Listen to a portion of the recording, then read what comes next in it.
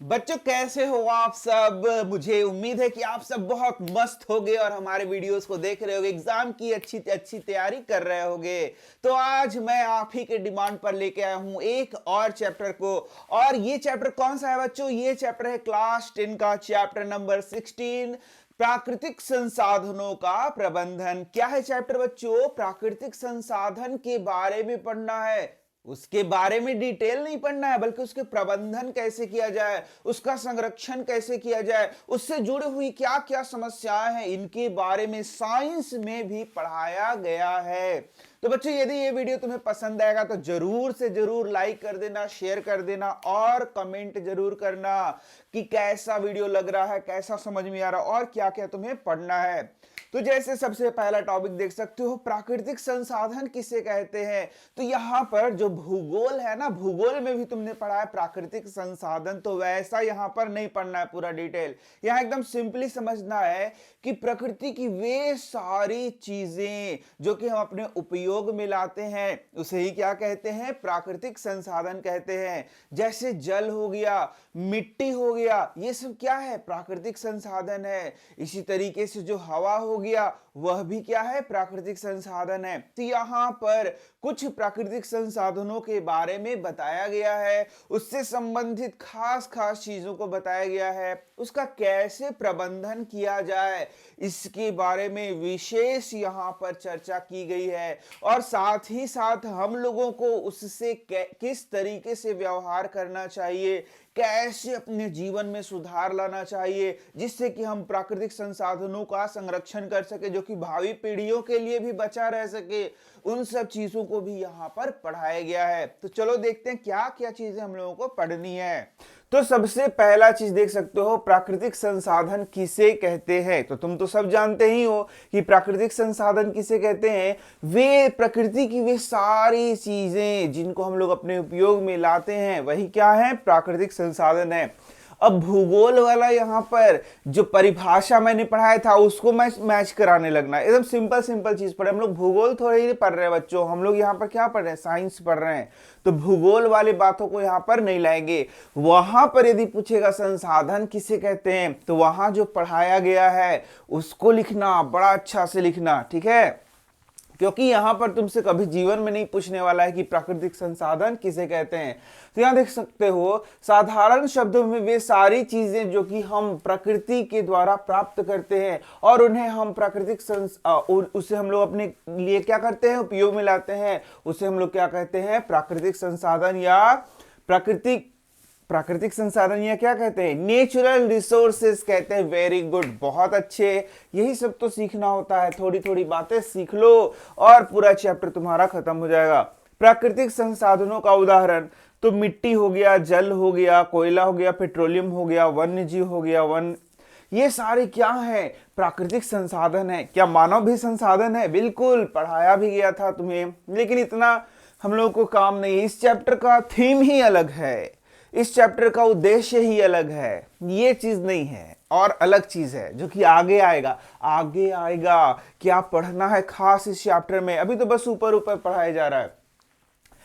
हाँ, ये बात है कि इस चैप्टर में ये जो पर्यावरण समस्या दिख रहा है ना, इसी पर ज्यादा फोकस किया गया है। यानी कि संसाधनों को लेकर के जो उसका बचाव कैसे किया जाए या फिर संसाधनों का सुरक्षा कैसे किया जाए, उसको कम उपयोग कैसे किया जाए, उससे क्या क्या समस्याएं हो सकती हैं, उनके बारे में कुछ कुछ यहाँ पर वर्णन किया गया है। यही इस चैप्टर का थीम है, समझ गए? देखो, तो पर्यावरण समस्याएं, जैसे कि तुम सभी जान रहे हो, हम लोग ज्यादा से ज्यादा संसाधनों का क्या कर रहे हैं? उपयोग कर रहे हैं। अरे भाई, क्यों कर रहे हैं? क्योंकि इसका आंसर तुम लोग काहे कर रहे हैं? अरे सीधा सा आंसर है भाई, जनसंख्या का क्या हो रहा है? विस्फोट हो रहा है। जनसंख्या धीरे धीरे क्या होते जा रहा है? बढ़ते जा रहा है। तुम भी जनसंख्या का विस्तार करोगे भविष्य में। तो जब जनसंख्या बढ़ते जा रहा है तो संसाधन का दोहन भी तो होते जा रहा है, और इस कारण से संसाधन का जब दोहन हो रहा है तो उसका उपयोग भी तो हो रहा है, और इस कारण से जो पर्यावरण है उसमें बैलेंस बिगड़ रहा है भैया। बहुत सारा प्रदूषण फैल रहा है। अब खूब गाड़ी खरीदोगे, खूब ओकरा में पेट्रोल डालोगे, खूब डीजल डाल के चलाओगे तो क्या होगा? अरे पॉल्यूशन होगा ना भाई। पेट्रोलवा तो जलबे करेगा, जलेगा तो धुइयां छोड़बे करेगा, धुइयां छोड़ेगा तो CO2 निकलबे करेगा, और CO2 जब जाएगा तो पर्यावरण को हा ऐसे कर देगा? अरे नहीं, प्रदूषित कर देगा। तो पर्यावरण से संबंधित समस्या आएगी कि नहीं आएगी? बिल्कुल आएगी। तो यही सब बात है बच्चा लोग। अब खूब भयंकर जनसंख्या हो गया, खूब जाकर नदियां में नहीले है सब, खूब फैक्ट्री खोल दिया, कचरा जाके नदी में बहा रहा है। भाई प्रदूषण होगा कि नहीं होगा? होगा। पर्यावरण समस्या आएगा कि नहीं आएगा? आएगा। अभी तुमने सुना होगा कि जब लॉकडाउन हुआ था तो जो नदी था एकदम स्वच्छ हो गया था, नदी का जल क्या हो गया था? एकदम स्वच्छ हो गया था। तो क्या, क्यों स्वच्छ हो गया था? अरे सीधा सा बात है कि मनुष्य का वहां एक्टिविटी क्या था? नहीं था। मनुष्य एकदम घर में घुसल था, दुबियाइल था। तो भाई मनुष्य घर में घुसल था तो वो गंदा क्या करने जाएगा? समझ में आ रहा है ना? तो यही सब बात है, यही सब इस चैप्टर में पढ़ना है। तो अब देखो, पर्यावरण समस्या कोई छोटा मोटा चीज नहीं है कि एकदम अरे चलो थोड़ा बहुत गंदगी हो गया तो हो गया। पर्यावरण समस्या वैश्विक समस्या, वैश्विक विश्व स्तर पर ये क्या है? बहुत बड़ी समस्या हो रही है। इसलिए पढ़ाई में भी इसको चैप्टर के रूप में क्या कर दिया गया है? डाल दिया गया है, ताकि तुमको बुझा जाए कि क्या क्या समस्या है। अरे बाबा इन्होंने का समस्या है। तुमको तो लग रहा है कि अभी खाली मोबाइल चलाओ, खाओ पियो पढ़ो है। अरे नहीं भाई, बहुत चीज सोचना पड़ता है। इसीलिए तुमको चैप्टर में ही इसको डाल दिया गया है, ताकि तुम भी एक अच्छे नागरिक बन सको। और जो जो इसमें बताया गया है ना, वही क्वेश्चन एग्जाम में भी आता है कि आप जो है कौन सी चीजें करेंगे जिससे हम पर्यावरण को प्रदूषित होने से रोक सकें। ऐसे ऐसे क्वेश्चन इस चैप्टर में आते हैं। आप ऐसी आदतों को बताइए जिससे हम जो है सो पर्यावरण फ्रेंडली कार्य कर सके। क्या क्या आप कार्य करिएगा, वही सब क्वेश्चन पूछता है। ऐसा ही क्वेश्चन इस चैप्टर में पूछता है। आप ऐसे कौन कार्य करिएगा जिससे कि नदी को स्वच्छ रखा जा सके? क्या करिएगा? अरे यही सब तो पूछा जाता है। चलो तो देखते हैं यहां पर। पर्यावरण समस्याएं वैश्विक समस्याएं हैं। वैश्विक यानी विश्व स्तर पर समस्या है। ये खाली तुम्हारे घर का समस्या नहीं है, तथा इनके समाधान अथवा परिवर्तन में हम अपने आप को असहाय पाते हैं। भाई इतना ज्यादा जनसंख्या बढ़ गया है, किसको रोकोगे के भैया? तुम ब्याह मत करो, ऐसे रोक सकते हो? नहीं ना। वो तो भाई ब्याह भी करेगा, जनसंख्या भी बढ़ाएगा, जनसंख्या बढ़ेगा तो सामान भी यूज करेगा, सामान यूज होगा तो पर्यावरण प्रदूषण होगा। अब गाड़ी एगो खरीद लिया, खूब ओकरा घुमैले है, उसमें से पेट्रोल डीजल डालबे करेगा। अरे तुम भी तो डालते हो, मैं भी तो डालता हूँ, सब कोई यूज कर रहा है।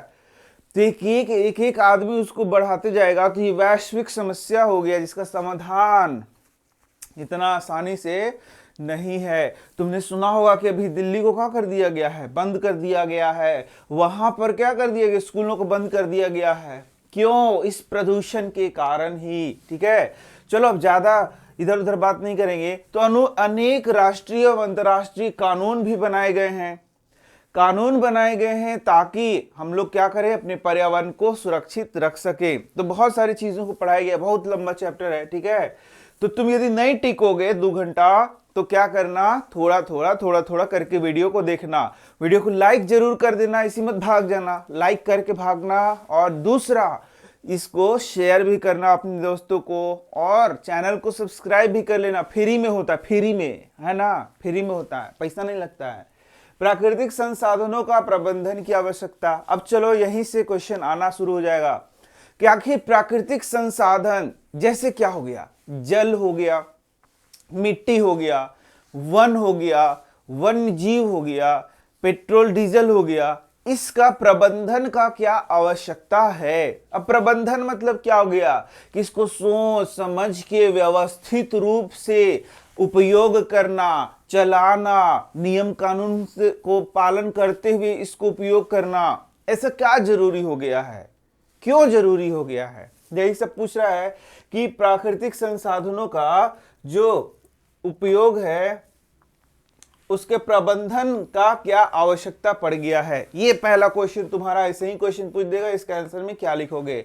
तो प्राकृतिक संसाधनों के संपोषित विकास के लिए, ये एक बार में ही मैं पढ़ा दूंगा, अभी आगे देखते हैं। विविधता को बचाने के लिए, पारिस्थितिकी तंत्र को बचाने के लिए, प्राकृतिक संसाधनों को दूषित होने से बचाने के लिए, संसाधन को समाज के सभी वर्गों और में उचित वितरण और शोषण से बचाने के लिए। तो चलो जो हल्का हुआ है ना, जो हल्का हल्का है ओकरा हम पहले पढ़ा देते हैं, फिर भारी भारी को बाद में देखेंगे।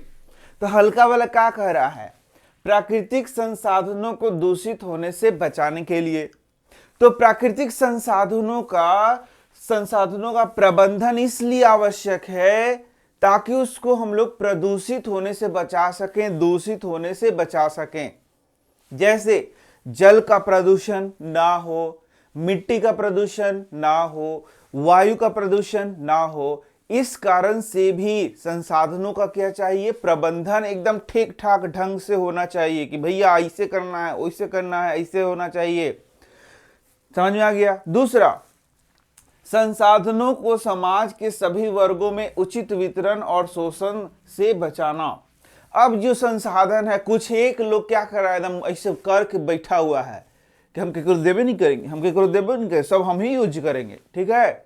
और कुछ लोग बेचारा बोल रहा है हमरो तनी दे दो, हमरो तनी दे दो। तो यदि संसाधनों का सही प्रकार से प्रबंधन हो, जो कि जिंदगी में कहीं नहीं होने वाला है, तुमको खाली पढ़ लेना है, तो ये जो कमजोर वर्ग हैं, जो शोषित वर्ग हैं, उनमें भी संसाधनों को पहुंचाया जा सकता है। इस कारण भी इसका क्या होना चाहिए, इसका तुम्हारा अच्छे तरीके से क्या होना चाहिए, प्रबंधन होना चाहिए। जैसे जंगल का उदाहरण ले लो। जंगल अलग अलग प्रकार का जंगल को प्रबंधित किया जाता है। तो प्राचीन काल से जंगल पर कौन आश्रित था, बहुत सारे गरीब लोग, जो वहां के आदिवासी थे, वो लोग उस पर आश्रित थे। अब क्या किया, अब बड़ा बड़ा लोग आया और भगा दिया, भाग गया इधर से, तो वो बेचारा क्या करेगा। यानी कि वो गरीब जो था उस संसाधन से वंचित हो गया। लेकिन यदि सही तरीके से प्रबंधन किया जाए, जैसे अभी सरकार सही तरीके से प्रबंधन किया है कि भीतरे कोई नहीं घुसेगा, जंगलवा के बहरी बहरी जो है वो इकट्ठा कर सकते हो, लकड़ी चुन बिन सकते हो। तो प्रबंधन हुआ कि नहीं हुआ। और जब प्रबंधन हुआ तो वहां का गरीब लोग वहां से लकड़ी उकड़ी चुन लेगा, वहां से फल फूल इकट्ठा कर लेगा, और बहुत सारा चीज होता है जंगल से हमको मिलता है, वो सारा चीज को ले लेगा, और इस तरीके से उसका जीवन क्या होगा, चलना शुरू होगा। तो प्रबंधन हुआ कि नहीं हुआ, हुआ। दुगो बुझा गया, एकदम सिंपल था। अब देखो, अब ये तीन को समझना होगा। प्राकृतिक संसाधनों के संपोषित विकास के लिए, अब ये संपोषित विकास क्या होता है, व्हाट इज दिस संपोषित विकास। तो संपोषित विकास यह कहता है कि अभी पर्यावरण में जो भी चीजें हैं, वो अभी का जो जनरेशन है, अभी के जो लोग हैं, उनके लिए वो उचित मात्रा में उपलब्ध हो। लेकिन भविष्य में कोई आगे जनरेशन आ रहा है, उसको भी ऐसा नहीं हो, उसको कुछ मिलबे नहीं करे, ठीक है, उसको भी कुछ न कुछ मिले। तो जो अब देखते हैं, अब तीन को भरिका का लिखा हुआ है। तो यहां देख सकते हो, पहला लिखा है प्राकृतिक संसाधनों के संपोषित विकास के लिए। तो तुम बोलोगे कि ये संपोषित विकास क्या है, ये तो टर्म मैंने सुना है पहले चैप्टर में। कौन सा, भूगोल के पहले चैप्टर में संपोषित विकास पढ़ाया गया है, जाके मेरा वीडियो देख लो, वहां पर बहुत अच्छे से पढ़ाया है। तो संपोषित विकास क्या होता है, ये सबसे पहला पॉइंट तुमको लिखना है। नीचे वाला मत लिखो, ये इसको जरूर लिखना, ये दोनों पॉइंट जरूर तुमको लिखना है।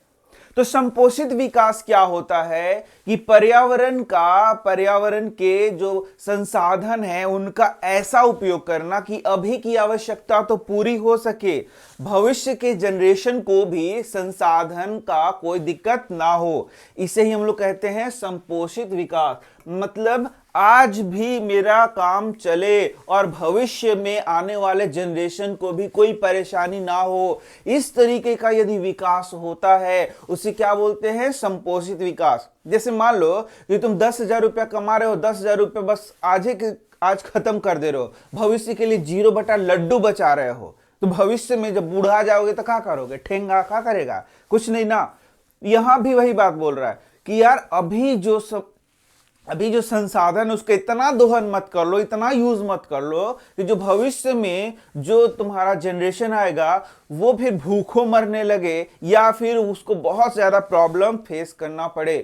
तो इसी को कहते हैं हम लोग संपोषित विकास। ऐसा विकास जो कि वर्तमान की आवश्यकताओं को पूरा कर दे और भविष्य में भी कोई परेशानी का सामना नहीं करना पड़े, उसे क्या कहते हैं? संपोषित विकास। तो प्राकृतिक संसाधनों के प्रबंधन का मतलब है यही कि अभी भी काम चल जाए, भविष्य में भी काम चल जाए, बस इतना ही। इसके बाद देखेंगे विविधता को बचाने के लिए, और दूसरा है पारिस्थितिकी तंत्र को बचाने के लिए। तो ये दोनों लगभग एक ही बात है। तो विविधता क्या होता है? विविधता मतलब जो अलग अलग प्रकार के जीव जंतु किसी स्थान पर हैं उसी को विविधता कहते हैं। जैसे कोई एक एरिया है, वहां हजारों प्रकार के जीव जंतु रहते हैं, उसी को बोलेंगे कि यहाँ पर क्या है? विभिन्न प्रकार के जीव जंतु है, तो उसी बोलेंगे विविधता है। यदि प्राकृतिक संसाधनों का बहुत दोहन होने लगा तो ये विविधता क्या होते जाएगा? धीरे धीरे समाप्त होते जाएगा। और यही कारण है कि जंगलों में शेरों की संख्या क्या हो रही है? बहुत घट रही है, क्योंकि वहां पर हम लोग उस जंगल का कटाई कर रहे हैं, उसका दोहन कर रहे हैं। तो वह जो विविधता है, यानी जो शेरों की संख्या का क्या हो रहा है? धीरे धीरे कम हो रहा है, धीरे धीरे गायब हो जाएगा। तो इसलिए विविधता को बचाने के लिए, और वही सेम चीज है पारिस्थितिकी तंत्र को बचाने के लिए। पारिस्थितिक तंत्र भी वही हो गया कि कोई एरिया का जो सजीव है और जो निर्जीव है मिलकर के वो तंत्र बनाता है, उसी को क्या बोलते हैं? पारिस्थितिकी तंत्र बोलते हैं। तो उसको भी बचाने के लिए प्राकृतिक संसाधनों का प्रबंधन का बहुत आवश्यक है। तो देखा क्या क्या हो गया? पहला संपोषित विकास के लिए, दूसरा विविधता को बचाने के लिए, तीसरा पारिस्थितिकी तंत्र को बचाने के लिए। तो VVI क्वेश्चन हो गया कि नहीं हो गया? बन गया एक क्वेश्चन। चलो, इस तरीके से ही क्वेश्चंस तुम्हारे आएंगे। बहुत बड़ा चैप्टर है बच्चा लोग, बहुत बड़ा का चैप्टर है, ठीक है ना?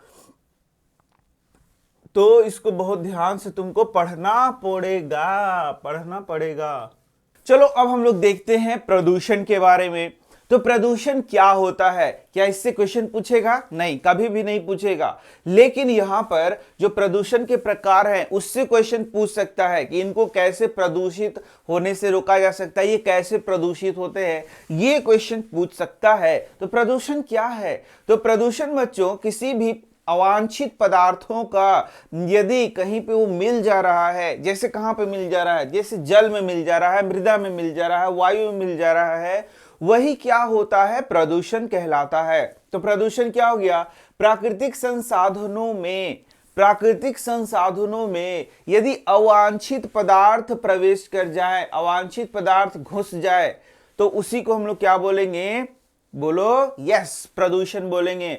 तो प्राकृतिक संसाधनों में अवांछित पदार्थों का मिलना जो कि हानिकारक हो, यह भी ध्यान देना, वो हानिकारक होना चाहिए, उसे ही हम लोग क्या बोलेंगे? प्रदूषण कहेंगे। अब देख सकते हो यहाँ जल प्रदूषण को दिखाया गया है, किस तरीके से जल क्या हो रहा है? प्रदूषित हो रहा है। इसके बाद हम लोग को जो बात बताया गया वह है गंगा प्रदूषण के बारे में, जो कि बहुत ही इंपॉर्टेंट है। इससे क्वेश्चन तुम्हारा एग्जाम में आता है, 1 मार्क्स का, 2 मार्क्स का भी आएगा, लेकिन आएगा। गंगा नदी के प्रदूषित होने के कारण, तो अब गंगा नदी कैसे कैसे प्रदूषित हुआ, ये बात यहां पर तुमको लिखना होगा। इसके पहले गंगा नदी के बारे में थोड़ा सा बात बताया गया है। तो गंगा नदी हिमालय में स्थित अपने उद्गम गंगोत्री से बंगाल की खाड़ी में गंगा सागर तक 2500 किलोमीटर तक की यात्रा तय करता है। तो गंगोत्री से निकलता है, बंगाल की खाड़ी में गिरता है और लगभग 2500 किलोमीटर की यात्रा तय करता है। तो इसको याद रखते जाओ, हर एक पॉइंट से क्वेश्चन तुम्हारा आ सकता है। कहां से निकलता है, कहां जाता है, कितना तय करता है, इस सब को याद रखो, छोटे छोटे पॉइंट्स को याद रखो, ऑब्जेक्टिव बनाकर यहां से पूछा जा सकता है। 100 से भी अधिक शहरों में ये होकर के गुजरता है। तो समझ लो 100 से अधिक शहरों का जो गंदगी है, कचरा है, कूड़ा है, वो आदमी लोग का जो मैल है, वो सब क्या होगा? उसी में न जाएगा, और वो सब बहते बहते बहते, अरे गंदा नहीं होगा तो क्या होगा? प्रदूषित होगा ना। लेकिन तुम्हें यदि क्वेश्चन पूछे गंगा नदी के प्रदूषित होने के क्या कारण है, तो उसके उत्तर में तुम यहां पर लिख सकते हो, इसके किनारे पर स्थित विभिन्न शहरों।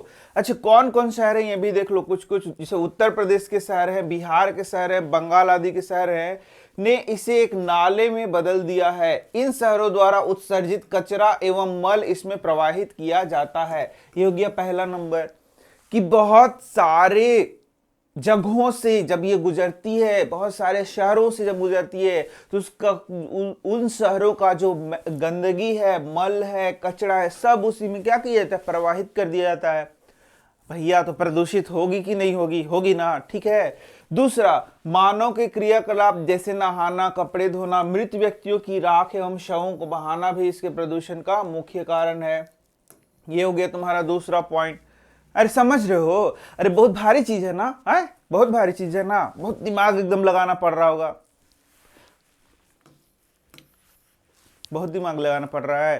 क्या दिमाग लगाना पड़ रहा है, सिंपल सिंपल चीज लिखा हुआ है, ये समझ नहीं आ रहा है कि बोल रहा है कि मानव के क्रियाकलाप जैसे नहा रहा है, कोई एकदम पूरा घिसड़ घिसड़ करके नहा रहा है, पूरा साबुन लपेट लपेट के नहा रहा है, कोई गोबर लपेट लपेट के नहा रहा है, लगाता है, तो उससे भी ये क्या हो रहा है, गंदा हो रहा है। अरे एग्जाम में नहीं बुझाएगा तो बना बना के भी नहीं बना सकते हो। और इसके बाद फैक्ट्री वाला भी लिख देना कि उद्योगों द्वारा उत्सर्जित रासायनिक बहुत सारे जो पदार्थ है वह भी गंगा में डाल दिया जाता है। इसे बना बना के नहीं लिख पाएगा। अरे जो जल प्रदूषण का कारण है ना, वही चीज यहां भी लिख देना, एकदम सेम टू सेम, बस तुम्हारा नंबर 1 मिल जाएगा। बुड़बक के जैसा छोड़ के मत आ जाना कि बाप रे गंगा नदी लिखा है तो का स्पेशल पॉइंट लिखे, कौन सा स्पेशल पॉइंट लिखे। अरे बुड़बक, जो गंगा नदी भी तो नदी ही है ना, तो जो नदी प्रदूषण के लिए कारणों को लिखना है वही यहां भी लिख देना। तो याद रखो, तो यहां दो क्वेश्चन तुम्हारा हो गया। नदी प्रदूषण कैसे कैसे होता है उसको भी यही लिख देना, और गंगा नदी का प्रदूषण कैसे हो रहा है उसको भी यही लिख देना। दिमाग लगाना, थोड़ा दिमाग लगाओगे तब ना काम चलेगा, ठीक है। तो इस तरीके से क्वेश्चन तुम लिख देना। यहां देख सकते हो गंगा नदी के किनारे कितनी गंदगी यहां पर दिखाई तुमको देगी, ठीक है। अब चलो यहां पर गंगा सफाई योजना, ये भी बहुत ही महत्वपूर्ण है टॉपिक, और इससे भी इंपॉर्टेंट क्वेश्चन आएगा। गंगा सफाई योजना, यह कार्य योजना करोड़ों रुपयों का एक प्रोजेक्ट है। अब देखो, सबसे पहला देखिए कितना रुपया के प्रोजेक्ट है, करोड़ों रुपया के, करोड़, अरे करोड़ नहीं होता, करोड़ों रुपया का प्रोजेक्ट है। गंगा सफाई योजना कै रुपया के, करोड़ों रुपया का प्रोजेक्ट है। तो इस प्रोजेक्ट में क्या होगा, प्रोजेक्ट में होगा ना कि भैया साफ सफाई करना है, तो वही सब लिखा हुआ है। यह योजना 1985 में प्रारंभ की गई। बीबीआई क्वेश्चन है तुम्हारा, ये क्वेश्चन तुम्हारा ऑब्जेक्टिव में आता है कि गंगा सफाई योजना की शुरुआत कब की गई। जहां भी तुम चैप्टर 16 का ऑब्जेक्टिव देखोगे वहां क्वेश्चन मिल जाएगा तुमको। कब है, 1885, 1785, 1685, अरे बुड़बक 1985 में। इसलिए प्रारंभ में की गई क्योंकि गंगा का जल की गुणवत्ता बहुत कम हो गई थी और इसमें मछलियां मरने लगी थी। तो ये भी क्वेश्चन यहां से बना के पूछता है बीबीआई, क्यों इसको शुरुआत की गई। तो गंगा जल का गुणवत्ता देखा कितना भारी वर्ड है। तो गंगा जल का जो गुणवत्ता है वो डाउन होने लगा था, कम होने लगा था। इसको ठीक करने के लिए क्या किया गया, यह योजना चलाया गया।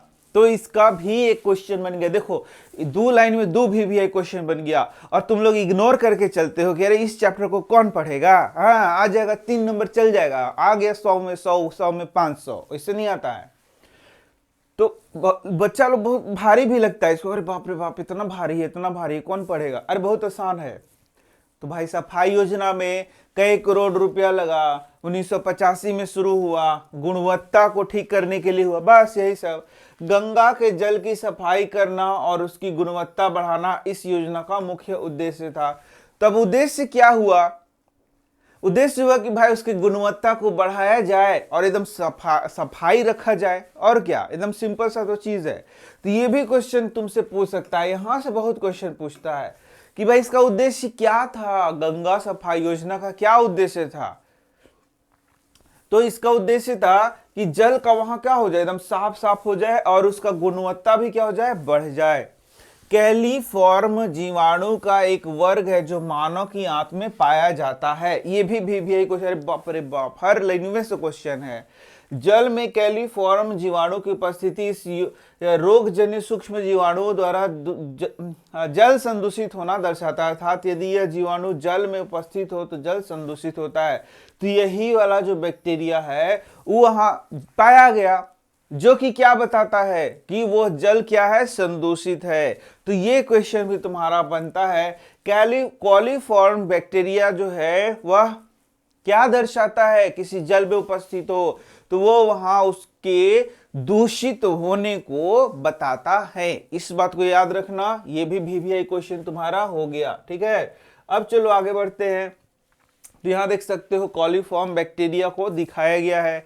इन चित्रों में तुम आसानी से देख सकते हो, यहां भी देख सकते हो, हियां भी देख सकते हो। समझ में आ रहा है ना? चलो आगे देखते हैं।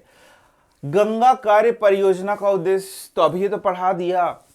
गंगा के जल की गुणवत्ता को क्या करना, ठीक करना। तो बहुत कम हो गई थी, उसको सुधारना, गंगा जल के स्तर को सुधारने के लिए और साथ ही साथ उसको सफाई करने के लिए, ये भी याद रखना। ठीक है, तो एक और पॉइंट तुमको यहां मिल गया। वाह वाह, क्या बात है।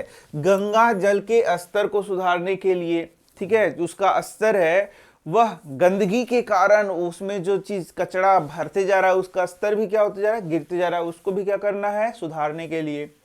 जल की गुणवत्ता जांच करने के तरीके, ये भी तुम्हारे बुकवा में लिख दिया है कि जल के जांच करने के गुणवत्ता कैसे जांच करेंगे। तो जल की गुणवत्ता को जांच करने के लिए बहुत अलग अलग तरीके के उपकरणों का उपयोग किया जाता है। तो क्या तुम जांच सकते हो, वही यहां पर बताया गया है। जल का पीएच जो आसानी से सार्वसूचक की मदद से मापा जा सकता है। जल में कुछ हानिकारक पदार्थ अत्यंत सूक्ष्म मात्रा में होते हैं जिन्हें मापने के लिए अत्यंत परिष्कृत उपस्कर की आवश्यकता होती है। तो ये दो बात जान लो कि जब जल को हम लोग क्या करेंगे, यहाँ पर उसमें गुणवत्ता जांचना है तो इसके लिए बहुत ही इम्प्रूव्ड यानी कि परिष्कृत, उपस्कर मतलब कि बहुत ही इम्प्रूव्ड वहां पर उपकरणों की आवश्यकता होती है।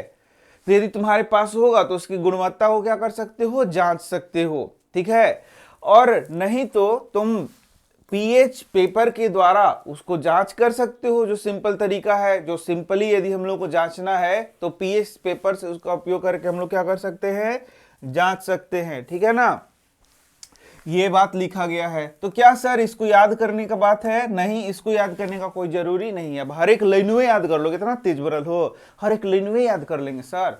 अरे हर एक लाइनवा नहीं याद होगा, लेकिन एकरा तो याद करना पड़ेगा। ये देखो, तो भाई सही बात है कि पर्यावरण समस्याएं एकदम विकराल हैं।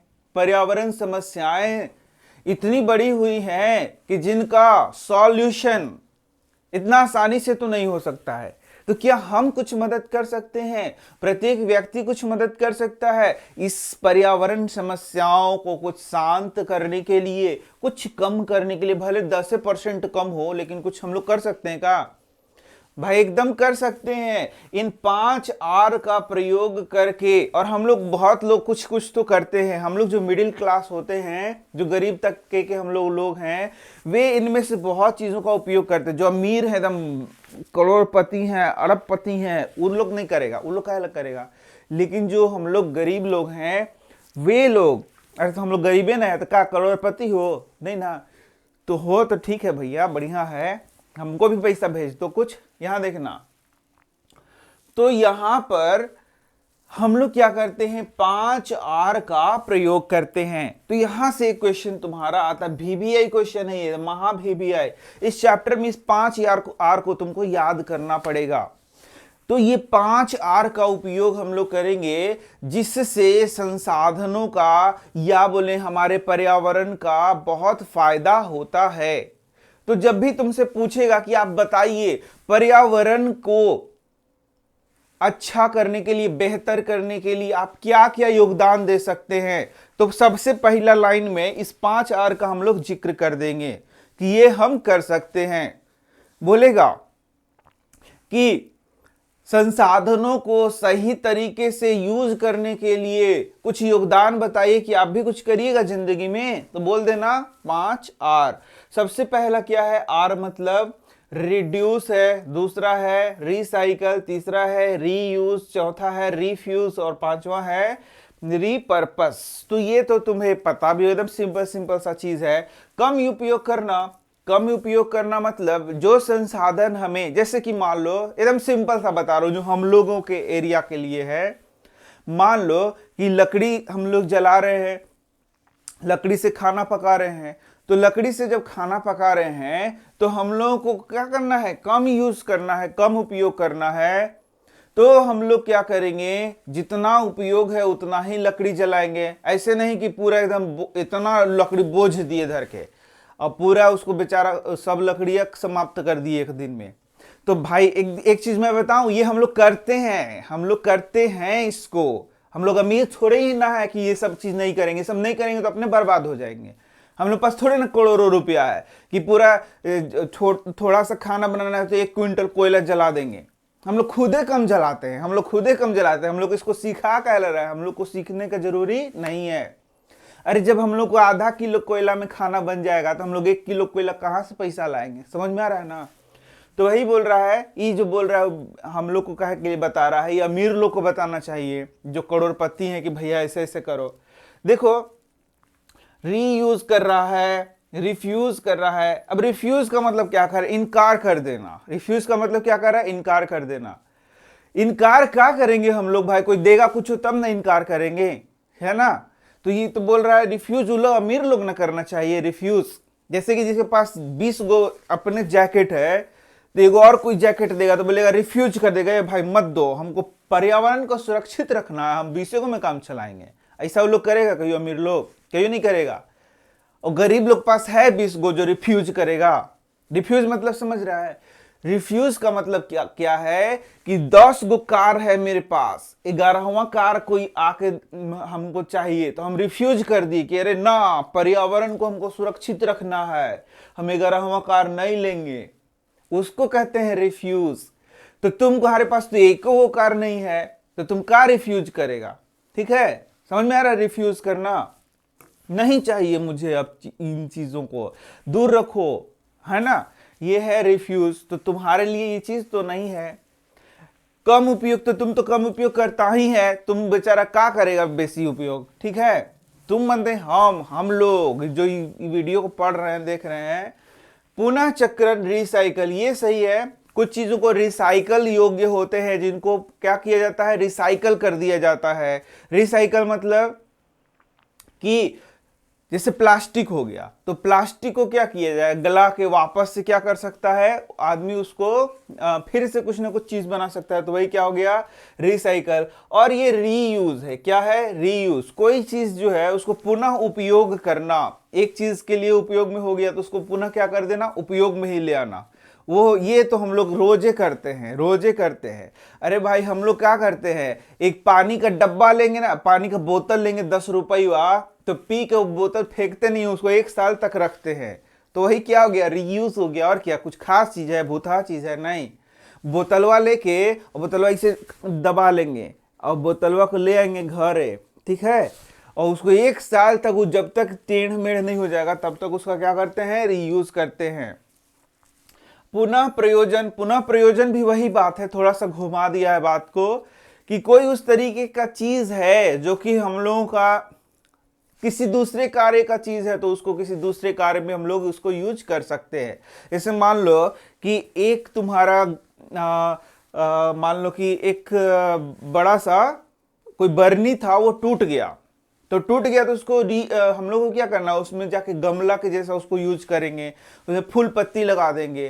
तो ये भी हम लोग कर सकते हैं पुनः प्रयोजन, रिपर्पस। देखा, इस चीज को तुमको पढ़ना था कि नहीं पढ़ना था? नहीं पढ़ना था, क्योंकि ये तुम्हारा जीवन का चीज है, आपस हम लोगों के जीवन का चीज है। हम लोग जो गरीब लोग हैं वो लोग क्या करते हैं? इसको हमेशा उपयोग करते हैं, हमेशा उपयोग करते हैं। तो ये हम लोग को बुकवा में सोच रहा है कि करोड़पति है का जो पढ़ा रहा है, पता नहीं। यहां देखो, तो ये वाला हो गया सारा देखो पुनः प्रयोजन मैंने बता दिया, जैसे कि ये फूटल है ना, फूट गया तो इसका उपयोग क्या करेंगे, कुछ दूसरा चीज में करेंगे। तो पुनः प्रयोजन, पुनः इसका किसी चीज में दूसरा चीज में उपयोग करेंगे।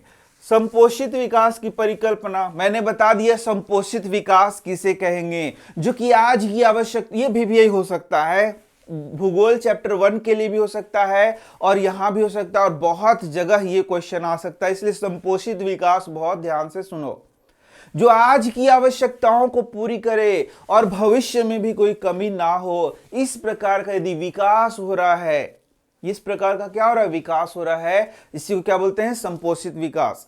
देख लो यहां कई बार मैंने बता दिया, तुम्हारा संपोषित विकास से तात्पर्य ऐसा विकास से है, ऐसन विकास है, ऐसा विकास है जो पर्यावरण को बिना नुकसान पहुंचाए मनुष्य की वर्तमान आवश्यकताओं को पूरा कर दे, वर्तमान आवश्यकता को पूरा कर दे, और साथ ही साथ भावी संतति यानी भविष्य के लिए संसाधन बचा रहे, संसाधन सुरक्षित रहे, उनके लिए भी कुछ न कुछ बचा रहे, कुछ न कुछ क्या, बहुत चीज बचा रहे, तब उसको क्या कहेंगे, संपोषित विकास कहेंगे। तो क्या इसी प्रकार का विकास होना चाहिए, बिल्कुल विकास होना चाहिए इसी प्रकार का। जैसे कि तुम्हारे पास मान लो 50 कट्ठा जमीन है, 50 बीघा जमीन है, तो तुम क्या करेगा, बेच बेच के सब पैसा खा जाएगा। ऐसा होता है, कभी देखा है, बाप दादा क्या करता है, जमीन को एकदम संजो के रखता है कि मेरा आने वाला जो पीढ़ी है उसको कुछ ना कुछ मिले, है ना। कभी तुमने सुना है क्या कि सब जमीन उमीन बेच के चलो इस हम लोग खा पी के, हम लोग को तो मरना ही है, तो 70 साल तक सब एकदम जीरो बैलेंस करके मरेगा कोई, ऐसा कभी सुना है? नहीं। तुम्हारे बाप दादा भी तुम्हारे लिए, बाप नहीं मैंने दादा परदादा भी तुम्हारे लिए बहुत ज्यादा जमीन जायदाद छोड़ के गए होंगे। कभी सुना कि वो लोग पूरा खपा के गए हैं? ऐसा नहीं होता है। ठीक यही चीज यहां भी हम लोग पढ़ रहे हैं। संपोषित विकास का उद्देश्य क्या है? अरे भाई, जो संपोषित विकास का जो परिभाषा है उसी में तो इसका उद्देश्य है। क्या उद्देश्य है? कि मनुष्य का वर्तमान आधारभूत सारा आवश्यकता पूरा हो सके, हो जाए, यही है संपोषित विकास। ऐसा नहीं, संपोषित विकास का ये मतलब नहीं है कि आज हम लोग क्या करेंगे, पेट्रोल डीजल एकदम यूज करना बंद करेंगे ताकि आगे वाला पीढ़ी जो आएगा उसको जो है ना पेट्रोल डीजल में चलेगा, कार में चलेगा। इसको नहीं कहते संपोषित विकास कि आज एकदम बंद, आज से पेट्रोल डीजल का यूज करना बंद, पूरा इंडिया भर में पेट्रोल डीजल कोई नहीं यूज करेगा।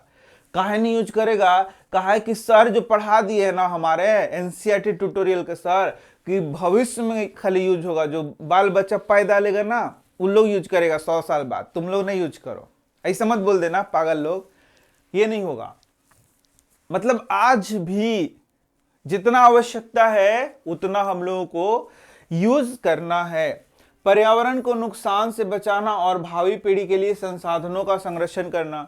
तो भाई हम लोग जितना यूज है उतना ही उपयोग करेंगे, तो इससे क्या होगा, हमारा पर्यावरण क्या होगा, उसको नुकसान से हम बचा सकते हैं। जैसे यदि तुम्हारा काम एक कॉपी में चल रहा है तो तुम 50 कॉपी छछेर के फेंक रहे हो, तो ये गलत हो सकता है, ठीक है। उसमें बहुत सारा तुम चीजों को इस्तेमाल कर रहे हो अपने घर, अपने लिए, जो कि तुम्हारे काम का नहीं है, तो वो संसाधन का दोहन फिर कहलाता है। ये बात हम और तुम्हारे लिए लागू नहीं होता है, हम लोग पास पैसे नहीं है इतना कि लागू होगा, ये करोड़पति लोग के लिए लागू होता है। कैसे लागू होता है? अरे सिंपल सा यार, उन लोग पास मान लो एक गाड़ी है, उन लोग 100 गाड़ी रखा हुआ है, तो जो 99 गाड़ी के लिए संसाधन यूज हुआ है वो क्या अच्छा है? वो संसाधन का दोहन नहीं है? अरे बिल्कुल दोहन ही तो है भाई। तुम एक आदमी हो, वाइफ हस्बैंड हो, भले अरबपति हो, तो एक गाड़ी रखो, 20 गाड़ी, 100 गाड़ी, 500 गाड़ी रखे हो तुम अकेले और खाली गैराज में लगा, तो उसको बनाने में संसाधन उपयोग हुआ है कि नहीं हुआ है? हुआ है। तो ये सारा चीज हमारे और तुम्हारे लिए नहीं है, तुम्हारे और हमारे लिए नहीं है। ये जो चीज है बहुत बड़े बड़े लोगों के लिए है, अमीर लोगों के लिए है। लेकिन क्या हम लोगों को इस चीज पर ध्यान नहीं देना चाहिए? बिल्कुल ध्यान देना चाहिए। हम लोगों को जहां तक बन सके हम लोगों को भी संसाधनों का यदि लगे कि दुरुपयोग कर रहे हैं तो ऐसा करना नहीं चाहिए।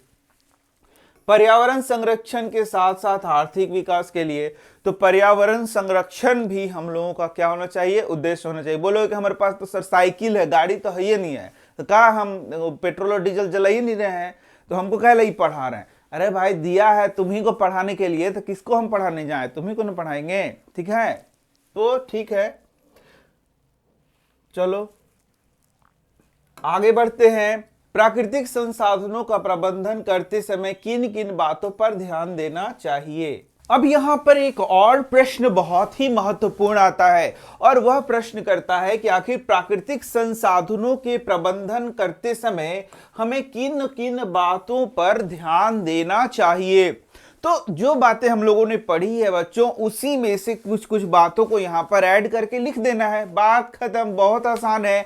यहाँ देख सकते हो, दीर्घकालिक दृष्टिकोण रखना। दीर्घकालिक दृष्टिकोण रखना, वही संपोषित विकास वाला पॉइंट को चोरी किया और यहाँ डाल दिया कि अरे भाई आज भी हम लोगों को संसाधन चाहिए, और दीर्घकालिक यानी कि बहुत समय तक वो क्या हो, संसाधन बना रहे, ऐसा नहीं कि आज ही खत्म हो जाए। तो दीर्घकालिक दृष्टिकोण रखना चाहिए।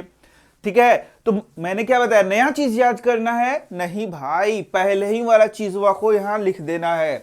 इन्हें दोहन या शोषण से बचाया जा सके। ठीक है, ज्यादा दोहन नहीं करना है। यह भी सुनिश्चित करने की आवश्यकता है कि इनका वितरण सभी वर्गों में समान रूप से हो। तो वही वाला पॉइंट फिर से लिख देना है। संपोषित प्राकृतिक संसाधनों के प्रबंधन में अपशिष्टों के सुरक्षित निपटारा की भी व्यवस्था होनी चाहिए। अब यहाँ पर एक छोटा सा पॉइंट दे दिया है, अपशिष्टों का निपटारा यानी कि प्रदूषण की समस्या नहीं करना है। प्रदूषित जो प्रकृति है हमारा, उसको प्रदूषण से भी बचाते हुए कार्य को करना है। यही बात यहाँ पर लिख दिया है, एक और एक्स्ट्रा पॉइंट। अब देखो, प्राकृतिक संसाधनों के प्रबंधन की क्या आवश्यकता है।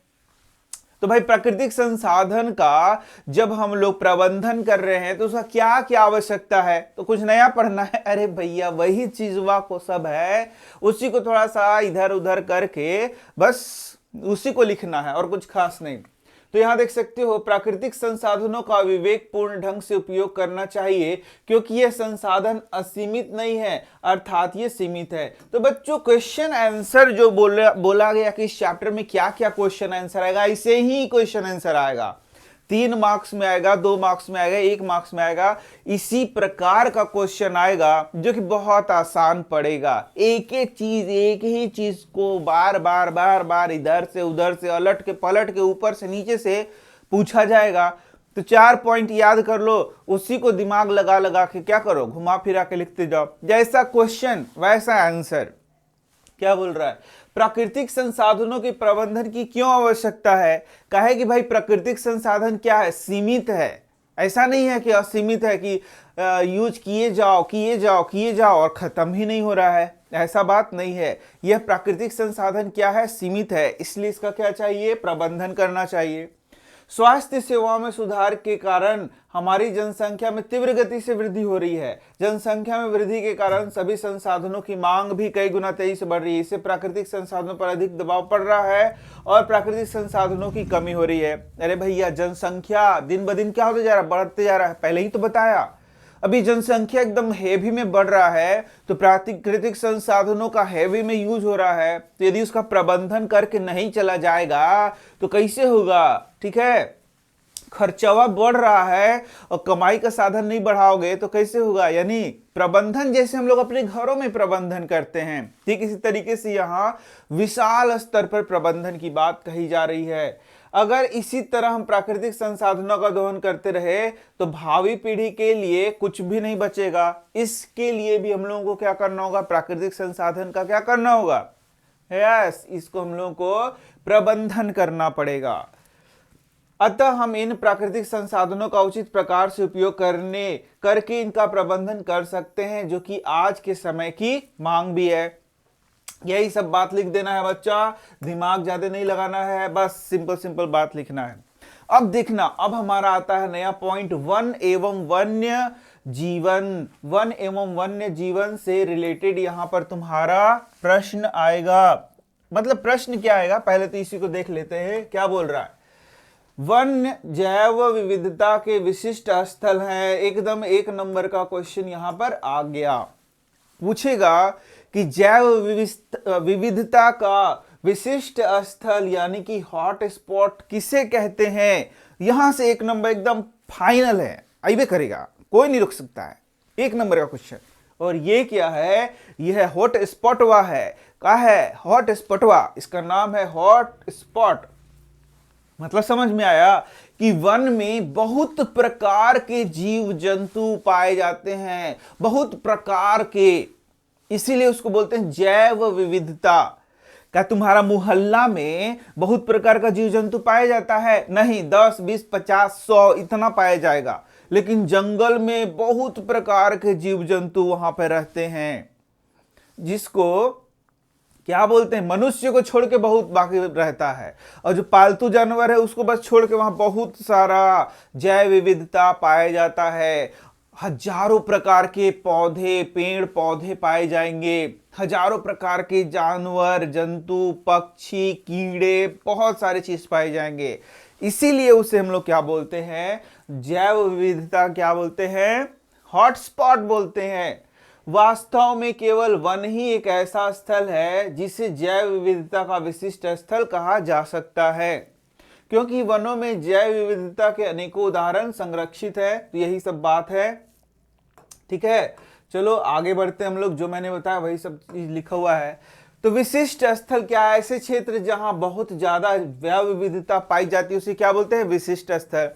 और जैव विविधता क्या कहते हैं, किसी स्थान पर बहुत अलग अलग प्रकार के जब जीव जंतु पाए जाते हैं उसे क्या बोलते हैं, जैव विविधता। ठीक है, यही सब बात है जो क्लास 9th में भी तुमने काफी पढ़ा है। अब जैव विविधता के नष्ट होने के क्या परिणाम होंगे। जैव विविधता यदि नष्ट हो जा रहा है तो हमको क्या लेना देना है, हम तो बस मस्त है ना, ऐसा बात है क्या? नहीं, ध्यान से देखो, जो हमारा पर्यावरण है जिसे हम लोग बोलेंगे पारितंत्र, उस पारितंत्र को एकदम बैलेंस होकर के चलाने के लिए जैव विविधता बहुत ही जरूरी है। इसी के साथ हमें बहुत सारी चीजों की आवश्यकता होती है, उसके लिए भी जैव विविधता क्या है, बहुत जरूरी है। जैसे एक बात करो, हजारों प्रकार के प्लांट हैं और हजारों प्रकार के प्लांट में बहुत सारे ऐसे प्लांट हैं, बहुत सारे, जिनसे हमें औषधि युक्त औषधियां प्राप्त होती हैं। अब देखो, यदि वे प्लांट समाप्त हो जाएंगे तो क्या वो औषधि हमको मिल पाएगा?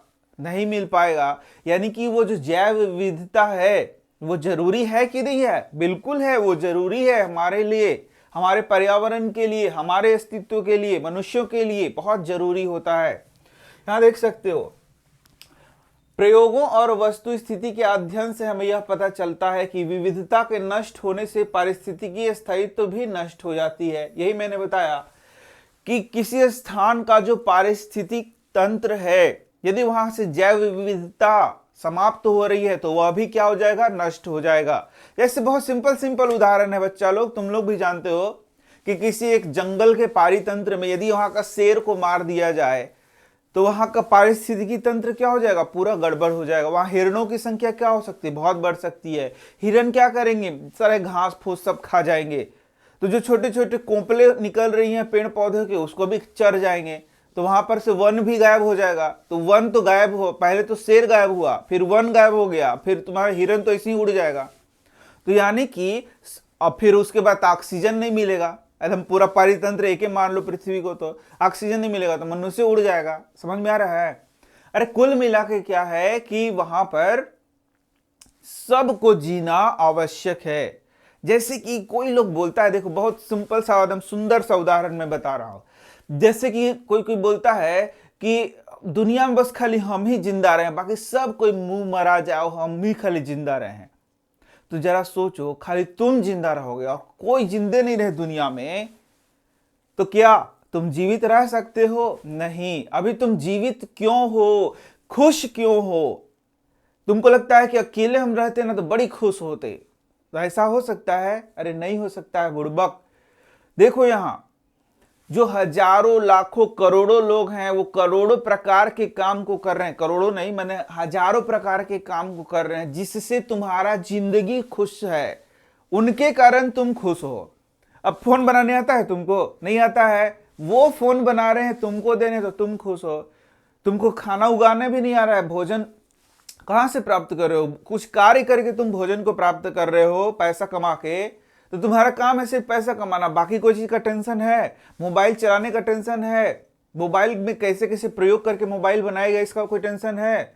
इंटरटेनमेंट के लिए कोई दिक्कत हो रहा है तुमको? नहीं, काहे कि जो हजारों लाखों लोग लगे हुए उनके कारण तुम खुश हो। तो यही यानी कि सब लोग मिलजुल कर खुश रहें, ये वाला भावना, और यही भावना यहां भी बता रहा है कि यदि पारितंत्र में सब कुछ खुश होगा ना तबे तुम खुश रहोगे। ऐसा मत समझना कि खाली मनुष्य इस पृथ्वी पर रहेगा बाकी सबको मार मुरा के काट कुटा के हटा दो तो मनुष्य खुश रह सकेगा, ऐसा बिल्कुल भी नहीं है। यही बात यहां पर बताया जा रहा है, ठीक है। तो बहुत लोग का ये नेचर होता है, वो सोचता है कि सिर्फ मैं सिर्फ मैं सिर्फ मैं, बाकी दुनिया जाए भाड़ में। ऐसे ही लोग के कारण पूरा दुनिया बर्बाद हो रहा है, जो कि सिर्फ अपना सोचते हैं। जब तक तुम दूसरे का नहीं सोचोगे, दूसरे का क्या पूरे लोगों का नहीं सोचोगे, तुम भी खुश नहीं रह सकते हो। ये बात तुम ध्यान देना, ठीक है। तो अपने नेचर को थोड़ा सा बदलो। अब दावेदार है, यहां दावेदार को पढ़ना है। दावेदार क्या होते हैं?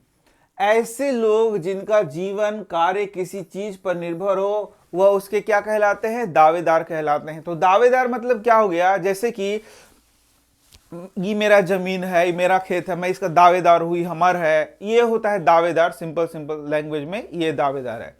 तो यहां पर हम लोगों को देखना है वन पर कौन कौन दावेदार लोग हैं। जो वन होता है उस पे कौन कौन दावा करते हैं कि मेरा है या उसका उपयोग करते हैं, उनको हम लोग देखेंगे।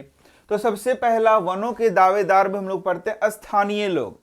तो ये वे लोग होते हैं जो वन के अंदर एवं इसके निकट रहने वाले अपने आवश्यक चीजों को क्या करते हैं? पूर्ति करते हैं। उन्हीं को क्या कहते हैं? स्थानीय लोग। ये वनों के दावेदार माने जाते हैं, जो वहां से पत्तियों को इकट्ठा करेंगे, लकड़ियों को कुछ कुछ इकट्ठा करेंगे और बहुत सारे सामान का उपयोग करेंगे। वे स्थानीय लोग वहां के दावेदार माने जाते हैं।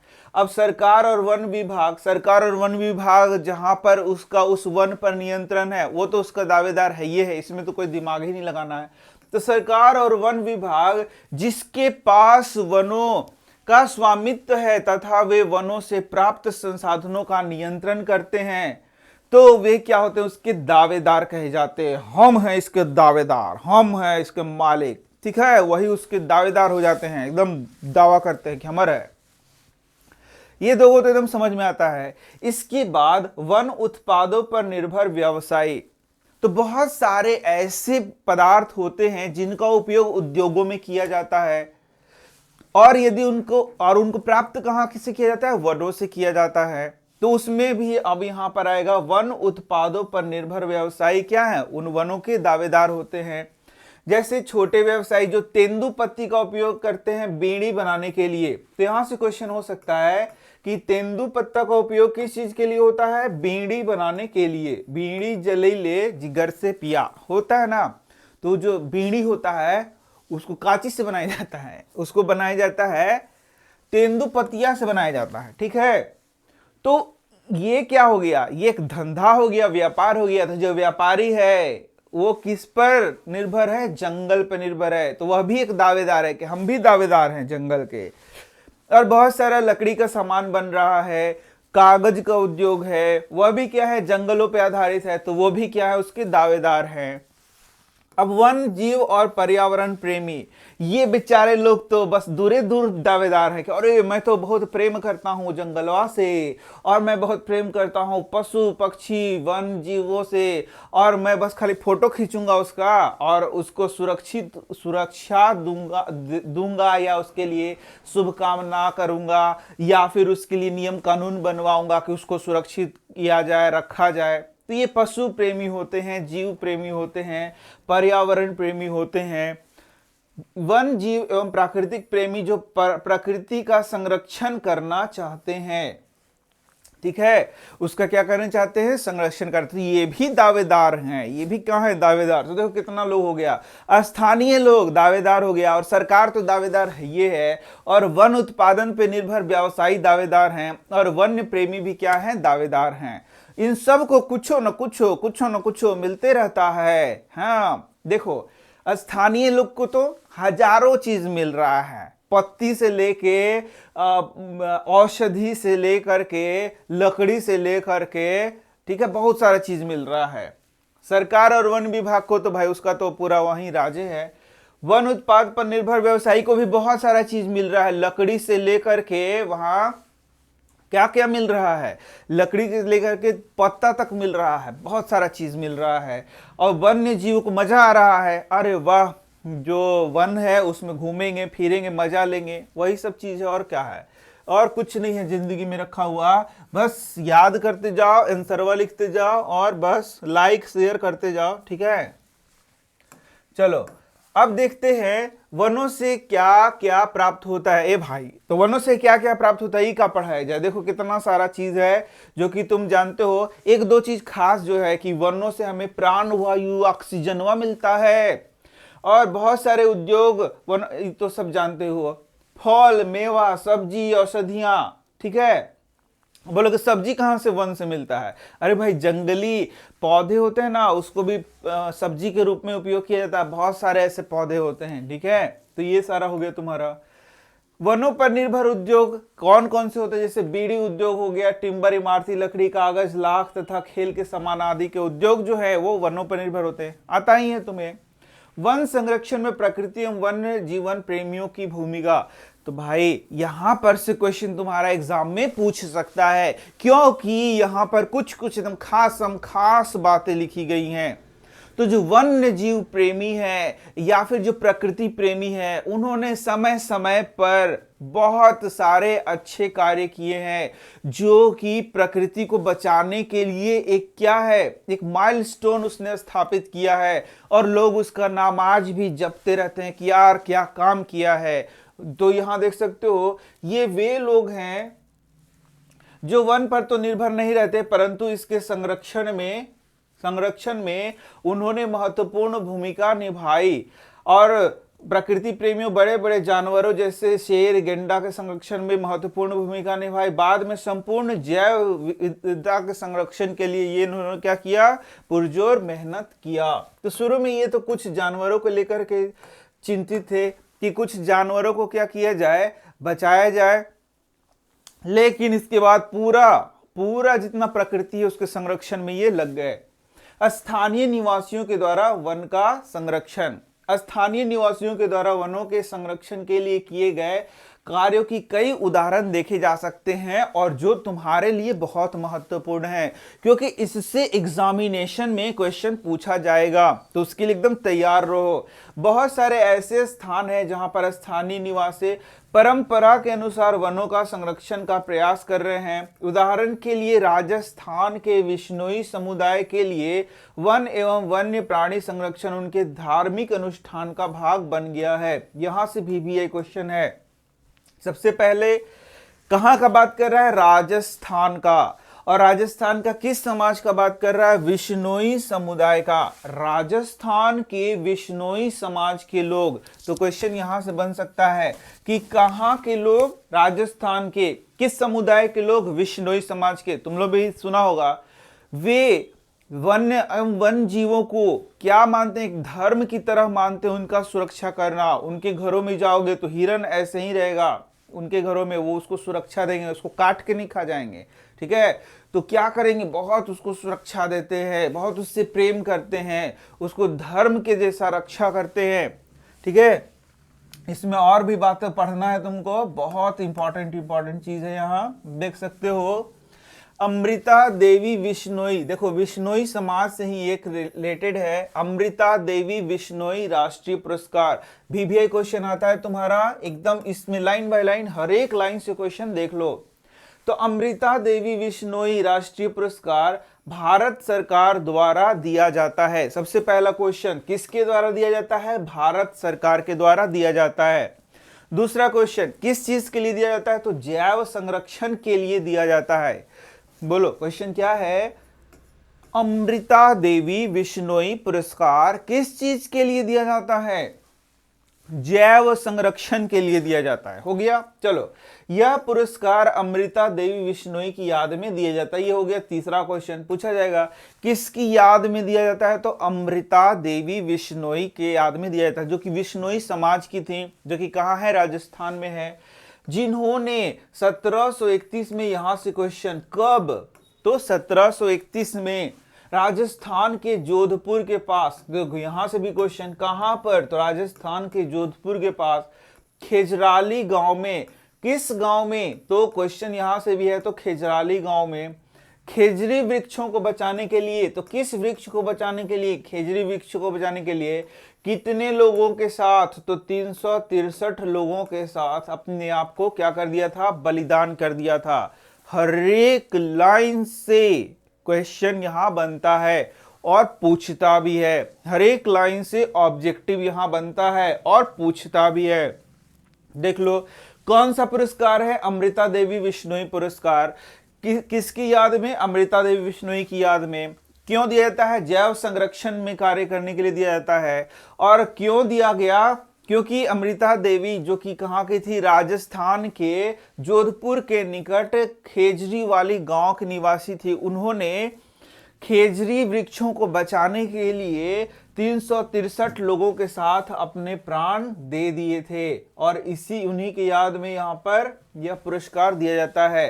तो देखो कितना साधारण तरीके से हम लोगों ने इसे क्वेश्चन आंसर के रूप में पढ़ लिया, लेकिन यह हम लोगों ने नहीं फील किया कि इन्होंने कितना बड़ा त्याग किया, कितना बड़ा बलिदान किया, कैसे इनको कष्ट हुआ होगा, इनके प्राण कैसे निकले होंगे, कैसे कैसे इन्होंने वृक्षों की जान बचाने के लिए, कौन से वृक्ष से? खेजरी वृक्ष थे, उनको जान बचाने के लिए अपनी जान को त्याग कर दिया।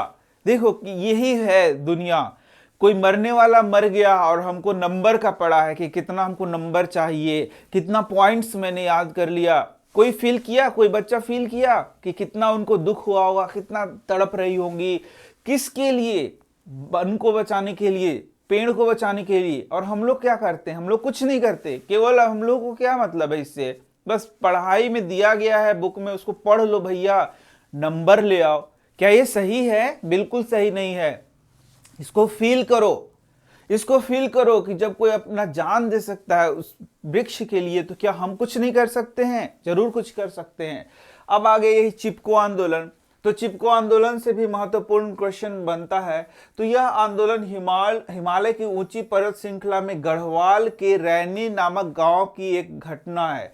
तो देखो यहां भी हर एक लाइन से क्वेश्चन है तुम्हारा, कहां की घटना है? तो ये गढ़वाल की घटना है। कहां की है? गढ़वाल के रेनी नामक गांव की, रेनी नामक गांव की। ठीक है।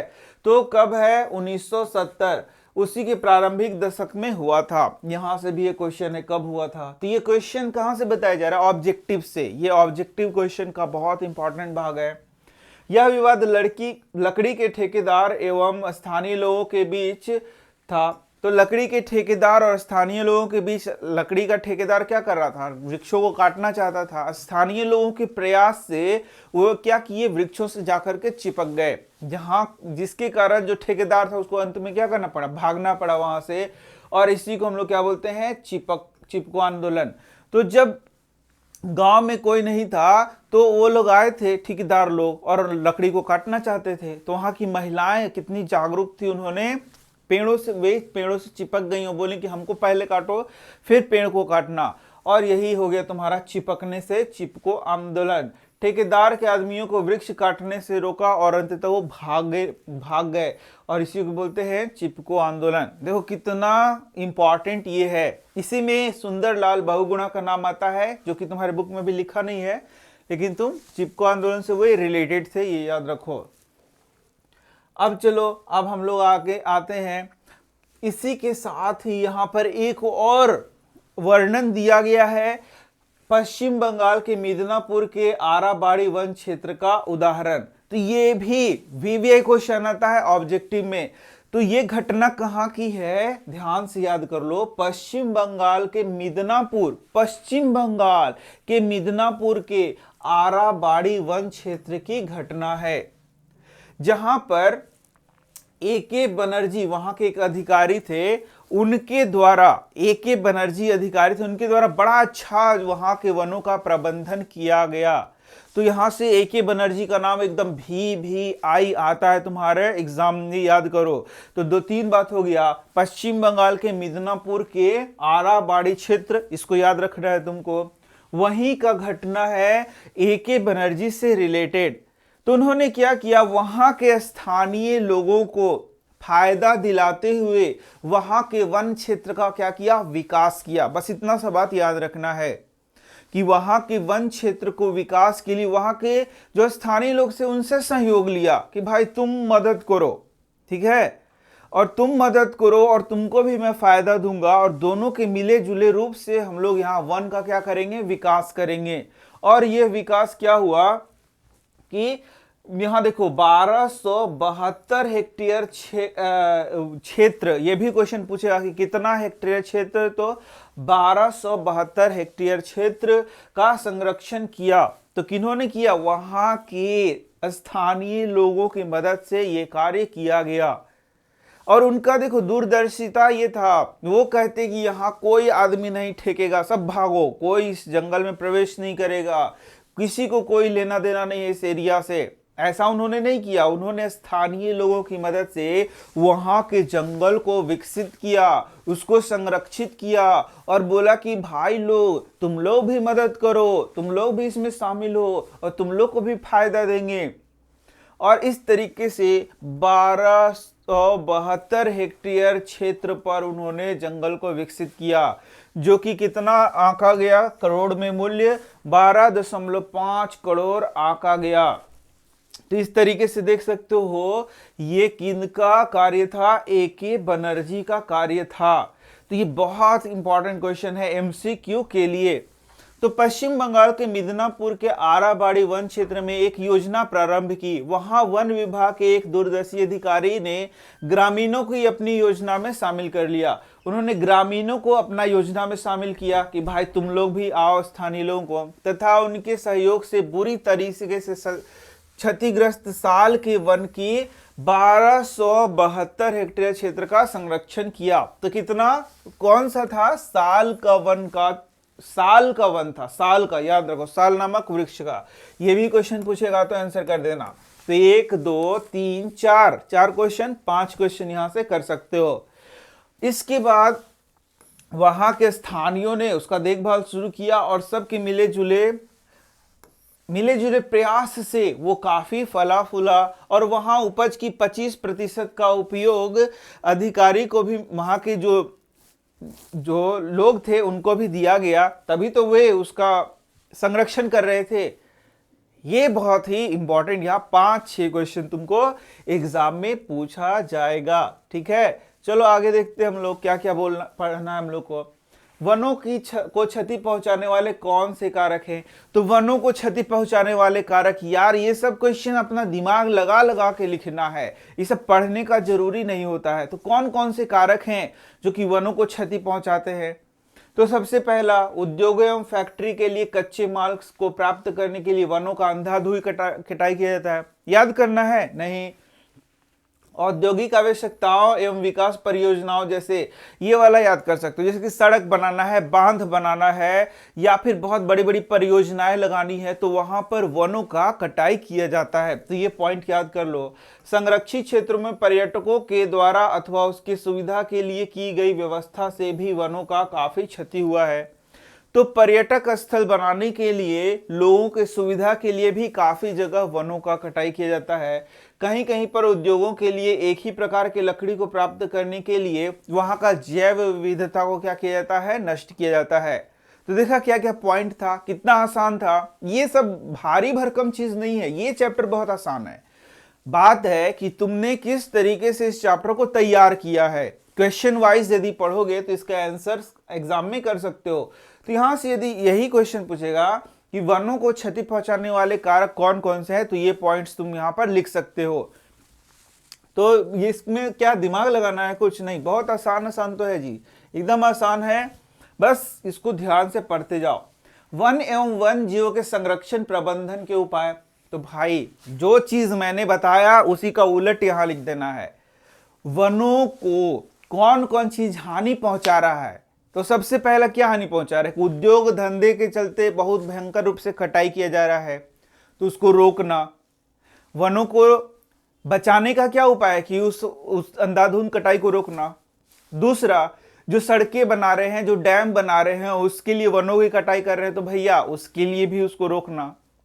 तीसरा, जो एक ही प्रकार के वन जो है वहां पर हम लोग एक ही पूरा वन में काट के अलग अलग प्रकार का पेड़ पौधा है उसमें सिर्फ एक ही प्रकार का पौधा लगा दे रहे हैं, वो ऐसा नहीं करना।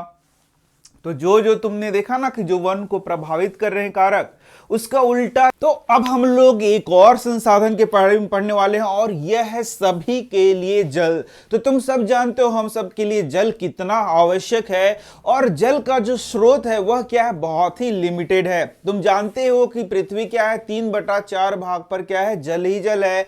यानी जल की भरपूर बहुत ज्यादा जल है, लेकिन उसमें जो 90% जल है वो हमारे लिए उपयोगी नहीं है। बहुत कम ही जल है जिसे हम लोग अपने उपयोग में ला सकते हैं, और यही कारण है कि जल का संरक्षण क्या है, बहुत जरूरी है। तुम रोज सुनते हो कि जल का ये प्रॉब्लम चल रहा है, पानी का ये प्रॉब्लम चल रहा है, तो वो ही चीजें नहीं हो लाइफ में। इसी के लिए हम लोगों को क्या पढ़ना है, जल का संरक्षण पढ़ना है। तो देख सकते हो हम लोग अपने दैनिक जीवन में जल का बहुत ही उपयोग कर रहे हैं, और पूरे साल में मात्र 3 से 4 महीने ही बारिश हो रही है। अब 3 से 4 महीने बारिश होगी, जल का स्रोत बस वही है हमारे लिए, तो सालों भर अब वर्षा के पानी को कहीं ना कहीं संचित करना होगा, कहीं कहीं रखना होगा। तो क्या करोगे, अपना बाल्टी में रखोगे, या फिर क्या करोगे, तुम अपना छोटे छोटे बर्तनों में रखोगे। ऐसे ही रखा जाता है क्या पानी? अरे नहीं बुड़बक, ऐसे नहीं रखा जाता है। पानियों को संचित हम लोग पृथ्वी के अंदर करते हैं, और कैसे करते हैं, भूमिगत जल के रूप में। तो हम लोग नहीं करते हैं, लेकिन हम लोग प्रयास जरूर कर सकते हैं। जैसे मान लो हम लोग क्या करेंगे, तालाब की खुदाई करेंगे, तो जो वर्षा का पानी है ना, वह भूमिगत जल के रूप में क्या होगा, वहां पर संचित होगा। ठीक इसी तरीके से अलग अलग क्षेत्रों में बहुत सारे अलग अलग तरीके अपनाए जाते हैं, जिससे कि वर्षा के जल को क्या किया जा सके, संरक्षित किया जा सके। ठीक है, तो वही हम लोगों को यहाँ पढ़ना है, उसी से इंपॉर्टेंट क्वेश्चन आएगा। अब यहाँ पर जल से संबंधित सबसे पहला जो चीज पढ़ना है वह क्या है, बांध। बांध के बारे में बहुत सारे फैक्ट्स पढ़ाए गए हैं, जिससे कि कुछ खास प्रश्न भी पूछे जाएंगे, वो सब हम लोग पढ़ते जाएंगे। बांध में जल संग्रहण काफी मात्रा में किया जाता है, जिसका उपयोग सिंचाई में ही नहीं बल्कि विद्युत उत्पादन में भी किया जाता है। बड़े बड़े नदियों पर बांध बनाकर बहुउद्देशीय नदी परियोजनाएं चलाई जाती हैं। ठीक है, तो यहाँ पर देख सकते हो जो बांध है, उसमें बांध नदियों का जो पानी है उसको बांध बना करके रोका जाता है, और उससे कई कार्य किए जाते हैं। जैसे कि सिंचाई का कार्य किया जाएगा, बांधों से नहर निकाला जाएगा जिससे सिंचाई का कार्य किया जाएगा। ठीक इसी तरीके से बांधों से बहुउद्देशीय नदी घाटी परियोजनाएं चलाई जाएंगी, जिसमें बहुउद्देशीय हैं, बहुत सारे कार्य उसमें किए जाएंगे, और उनमें से एक कार्य यह होगा बिजली का उत्पादन, यह भी किया जाएगा। बांधों से बिजली का उत्पादन किया जाएगा ना, और फिर क्या होगा, वहां पर जो भूमिगत जल है उसको भी ये बरकरार रखेगा। तो बांधों के बहुत सारे चीज को हम लोग को यहाँ पर पढ़ना है। बांधों से क्या फायदा होता है, बांधों से क्या नुकसान होता है। इसके पहले देख सकते हो नदियों पर बांध, तो टिहरी बांध कहाँ है, गंगा नदी पर। एक क्वेश्चन आता है एग्जाम में तुम्हारा कि टिहरी बांध किस नदी पर है, तो गंगा नदी पर है। ठीक है, सरदार सरोवर बांध नर्मदा नदी पर है। तो ये दो को तुम लोग को याद रखना है एटलीस्ट। ठीक है, बांधों को लेकर विरोध और आंदोलन, इससे क्वेश्चन आता है तुम्हारा। तो जो बांध है उससे कुछ प्रॉब्लम हो रहा होगा, तभी तो लोग उसके प्रति विरोध या आंदोलन कर रहे होंगे। तो एक चीज तो तुम जानते ही होगे, जो बांध होता है वह क्या होता है, बहुत बड़े इलाके को क्या करेगा, वहां पर कैप्चर करेगा। अब वहां पर जो लोग रहते होंगे, स्थानीय लोग रहेंगे, उसको वहां से क्या करना पड़ेगा, हटाना भी पड़ेगा। तो यह भी एक कारण हो सकता है, बहुत बड़े वहां पर विस्थापन के लिए लोग क्या करेंगे, आंदोलन करेंगे, मुझे विस्थापित क्यों किया जा रहा है। ठीक है, और भी बहुत सारी प्रॉब्लम्स होते हैं बांध के द्वारा, उसको भी हम लोग आगे पढ़ने वाले हैं। तो गंगा नदी पर बना टिहरी बांध को लेकर कई वर्षों तक आंदोलन हुआ, नर्मदा बचाओ आंदोलन हुआ जो कि नर्मदा नदी पर बने सरदार सरोवर बांध को लेकर विरोध हुआ। यहां से तुम्हारा भी क्वेश्चन आ जाएगा कि नर्मदा बचाओ आंदोलन किसके लिए हुआ, तो नर्मदा नदी पर बने सरदार सरोवर बांध को लेकर के हुआ। कौन सा बांध, तो सरदार सरोवर बांध को लेकर के नर्मदा नदी ये जो आंदोलन था वह हुआ। अब बांधों के लाभ क्या हैं, बांधों से हानियां क्या हैं, ये क्वेश्चन एग्जाम में कभी कभी पूछ देता है। तो बहुत आसान है, कुछ खास तो है नहीं। बांधों से क्या क्या लाभ है, तो सिंचाई के लिए जल ये उपलब्ध कराता है, विद्युत उत्पादन होता है। तुम जानती हो कि बांधों से क्या होगा, बिजली का उत्पादन किया बांध के जल से। क्षेत्रों में जल का लगातार वितरण हो सकता है, वहां पर जो तुम्हारा भूमिगत जल है वह बरकरार रहेगा। पर्यटन क्षेत्र के रूप में वह विकसित होगा। मत्स्य पालन का केंद्र रहेगा, वह मत्स्य पालन किया जा सकता है। बांधों से निकलने वाली नहरों से दूरस्थ इलाकों में पानी को ले जाया जाता है। तो ये क्या हो गया, बांधों का लाभ हो गया। और यहां से एक VVI क्वेश्चन ऑब्जेक्टिव निकल कर आता है तुम्हारा, ये देखो कि उदाहरण स्वरूप इंदिरा गांधी नहर से राजस्थान के काफी बड़े क्षेत्र में पानी पहुंचाया जाता है। तो यहां से क्वेश्चन आता है, राजस्थान के बहुत बड़े क्षेत्र में पानी को किस नहर के द्वारा पहुंचाया जाता है, तो इंदिरा गांधी नहर से। किससे, इंदिरा गांधी नहर से, याद रखो इसको। अब यहां देखते हो बांध के लाभ तो हो गए ना। अब यहां पर हम लोग देखते हैं थोड़ा सा आगे, तो बांध बनाने में समस्या या प्रॉब्लम्स क्या क्या आती हैं, और वही चीज मैं शुरू में बता रहा था। तो यहाँ पर बांध बनाने में सामाजिक समस्या आ सकती है, आर्थिक समस्या आ सकती है, पर्यावरण संबंधी समस्या आ सकती है। तो ये क्वेश्चन भी तुम्हारे एग्जाम के लिए बहुत इंपॉर्टेंट है कि बांध से आखिर क्या क्या समस्या आ सकती है, क्या क्या प्रॉब्लम आ सकता है, या बांधों के निर्माण से किस प्रकार से वह लोगों को अफेक्ट कर सकता है, प्रभावित कर सकता है, किस प्रकार को पर्यावरण को प्रभावित कर सकता है। कई प्रकार से क्वेश्चन को घुमा घुमा के पूछा जाएगा। तो सामाजिक समस्या क्या हो गया, बड़े बांध बनने से बड़ी संख्या में किसान और आदिवासी वहां से विस्थापित होते हैं और उन्हें मुआवजा भी नहीं मिल पा रहा है ढंग से। और सबसे पहले तो वे विस्थापित होते हैं। विस्थापित मतलब उनको दूसरे जगह हटा दिया जाता है। तो उनके बाप दादा का जमीन वहां होगा, खेत होगा, उनसे जुड़ी हुई भावनाएं होंगी। तो इसको लेकर के लोगों में क्या होता है, काफी आक्रोश भी होता है। दूसरा क्या है, आर्थिक समस्याएं। बड़े बांध बनने से जनता का अधिक धन लगता है और उसके अनुपात में लाभ अपेक्षित नहीं होता है। ठीक है, यह भी एक हो सकता है। पर्यावरण वाला समस्या तो होगा ही होगा। बांध बनने से बड़े स्तर पर वनों का विनाश होता है तथा जैव विविधता की क्षति होती है। बांध बनने से यदि जिस स्थान पे बांध बनाया जा रहा है वहां पे बड़े क्षेत्र में वन है, तो वहां पर काफी प्रॉब्लम आ सकता है। एक और खास चीज, यदि वन जलमग्न हो जाएंगे तो सड़ेगा, गलेगा, उससे मीथेन जैसी गैसें क्या होती है, उत्सर्जित होती है। यह भी क्वेश्चन तुम्हारे एग्जाम में पूछा जाता है कि जब जलमग्न हो जाएगा जो तुम्हारा वहां का जैव विविधता है जलमग्न हो जाएगा, पेड़ पौधे जलमग्न हो जाएंगे, तो क्या कुछ गैसें बनेंगी उसके सड़ने से, बिल्कुल। और क्या होगा, मीथेन जैसी गैसों का निर्माण होगा। देखा तुमने, समझ में आ रहा है सारा चीज। तो यही सब इस चैप्टर में लिखा ही हुआ है, तो मैं क्या पढ़ाऊं, यही तो पढ़ाऊंगा। अब जल संभर प्रबंधन। तो जल संभर प्रबंधन क्या है, बहुत सिंपल सा चीज है, देख लो। जल संभर प्रबंधन में मिट्टी एवं जल संरक्षण पर जोर दिया जाता है जिससे कि जैव मात्रा उत्पादन में वृद्धि हो सके। तो जल और मिट्टी, इन दोनों का संरक्षण किया जाएगा जल संभर प्रबंधन में, जिससे कि वहां जैव मात्रा मतलब क्या हो गया, जो पेड़ पौधे हैं वही तो जैव मात्रा है। मतलब जीवित चीज ही क्या हो गया तुम्हारा, जैव मात्रा। यही समझ के चलो। जल संभर प्रबंधन के उद्देश्य, क्या उद्देश्य है, तो यही उद्देश्य है।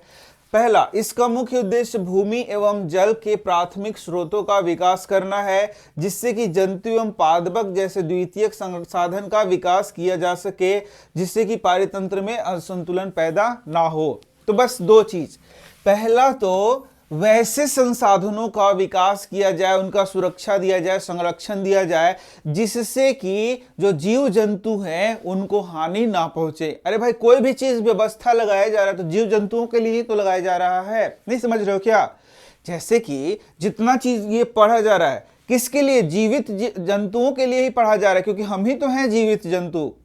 यदि जीवित कोई जंतु रहे ही ना तो ये सब पानी का सुरक्षा करना, पर्यावरण का, ये सब क्या लेना देना है? कोई लेना देना है नहीं। ध्यान से समझो, यदि हम लोग जितना चीज पढ़े अभी, उसका उद्देश्य क्या है कि जो जीव हैं, सजीव हैं, उनको फायदा पहुंचे। पानी का संरक्षण किसके लिए? सजीवों के लिए।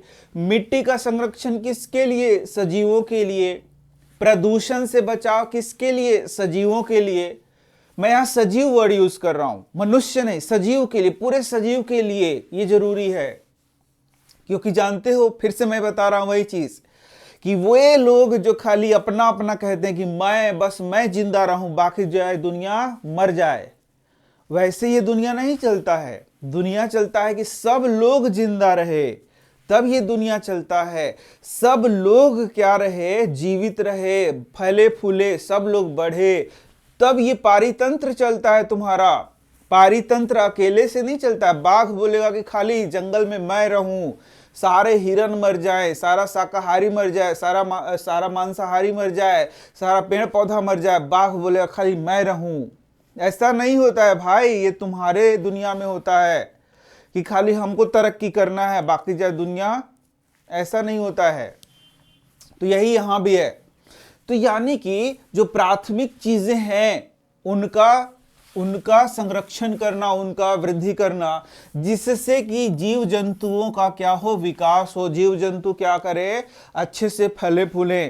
यही है उद्देश्य किसका? जल संभर प्रबंधन का। क्या क्या?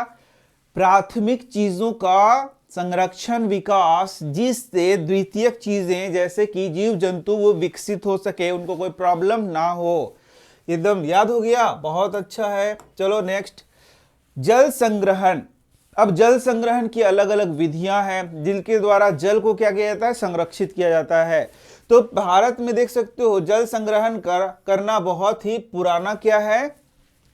ये पुराना आइडिया है, मतलब पुराने काल से ही जल संरक्षण का कार्य को क्या किया जा रहा है। जैसे देख सकते हो तुम यहाँ पर, भारत में प्राचीन समय से ही जल संरक्षण के लिए विविध प्रकार के संरचनाओं का निर्माण होते आ रहा है। तो यहाँ पर मैं दिखा दे रहा हूं तुम्हें। अब यहाँ देखना, जैसे देखो इनमें से अब ये वाला चीज तुमको याद कर लेना है, एकदम याद कर लेना है।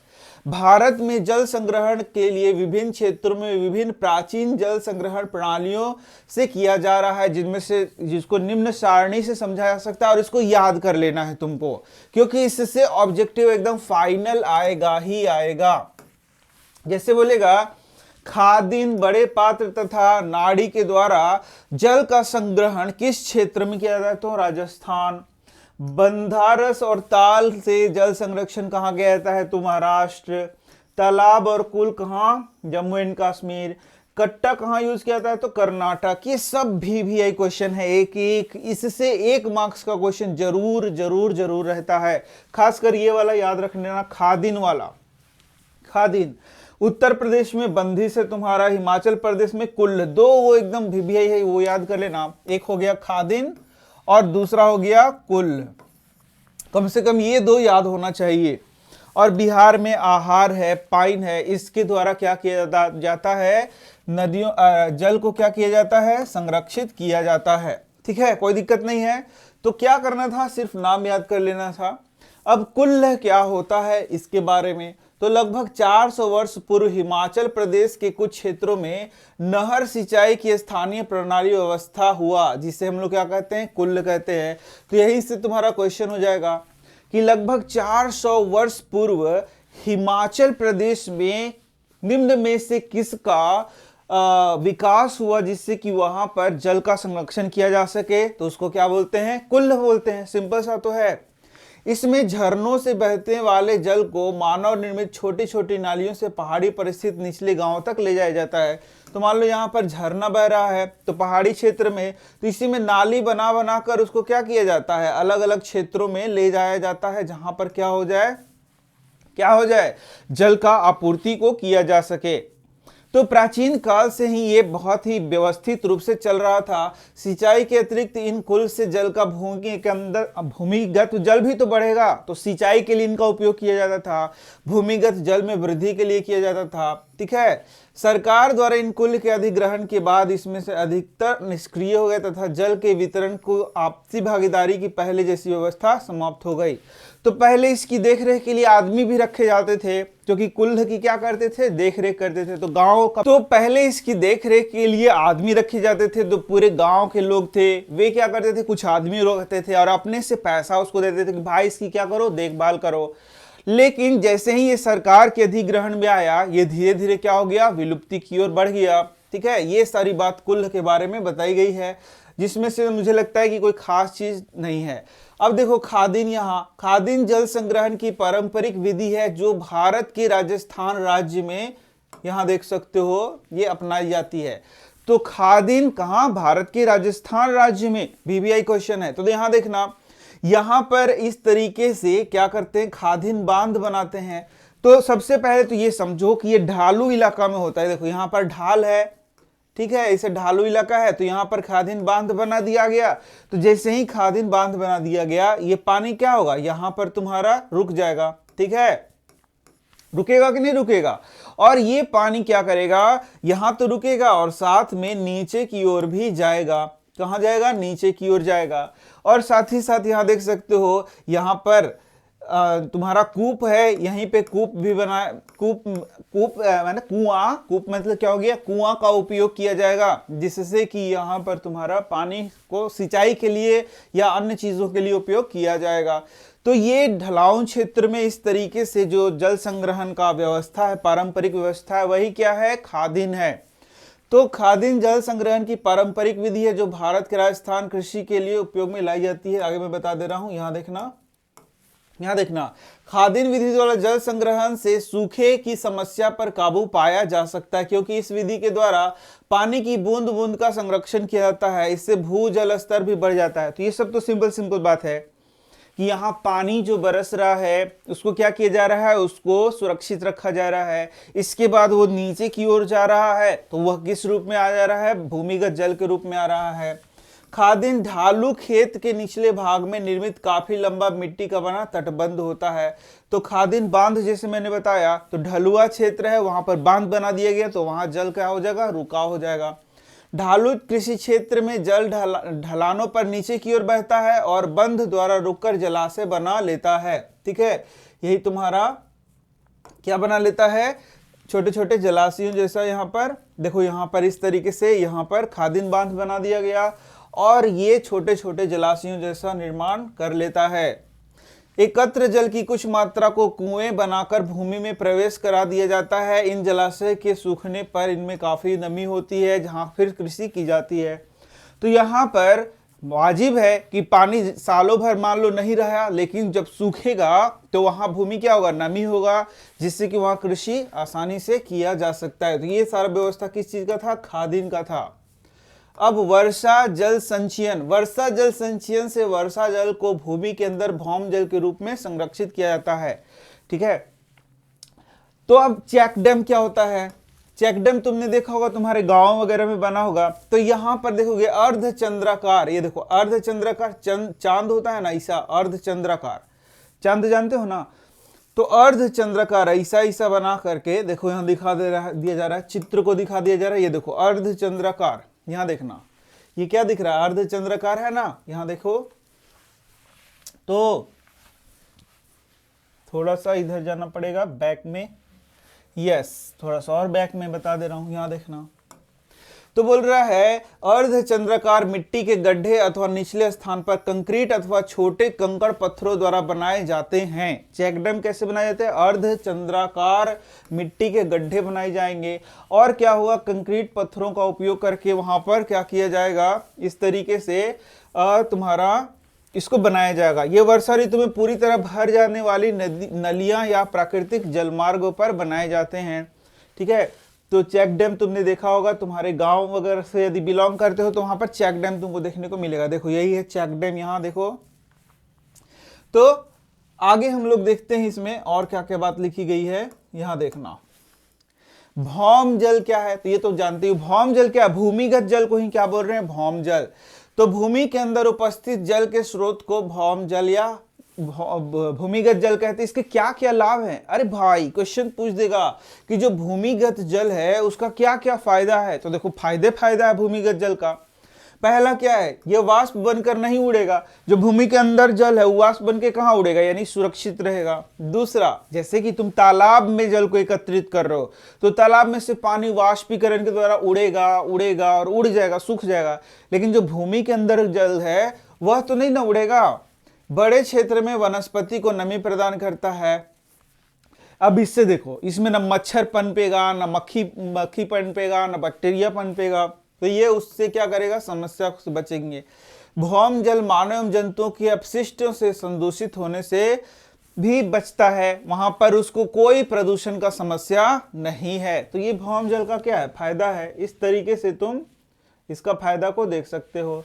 आगे देखते हैं जल प्रदूषण का कारण। तो जल प्रदूषण का क्या कारण हो सकता है, जलाशयों में उद्योगों का कचरा डालना। तो याद करो जो शुरू में मैंने पढ़ाया था कि गंगा जल कैसे प्रदूषित हुआ था, उसी को यहां लिख दो।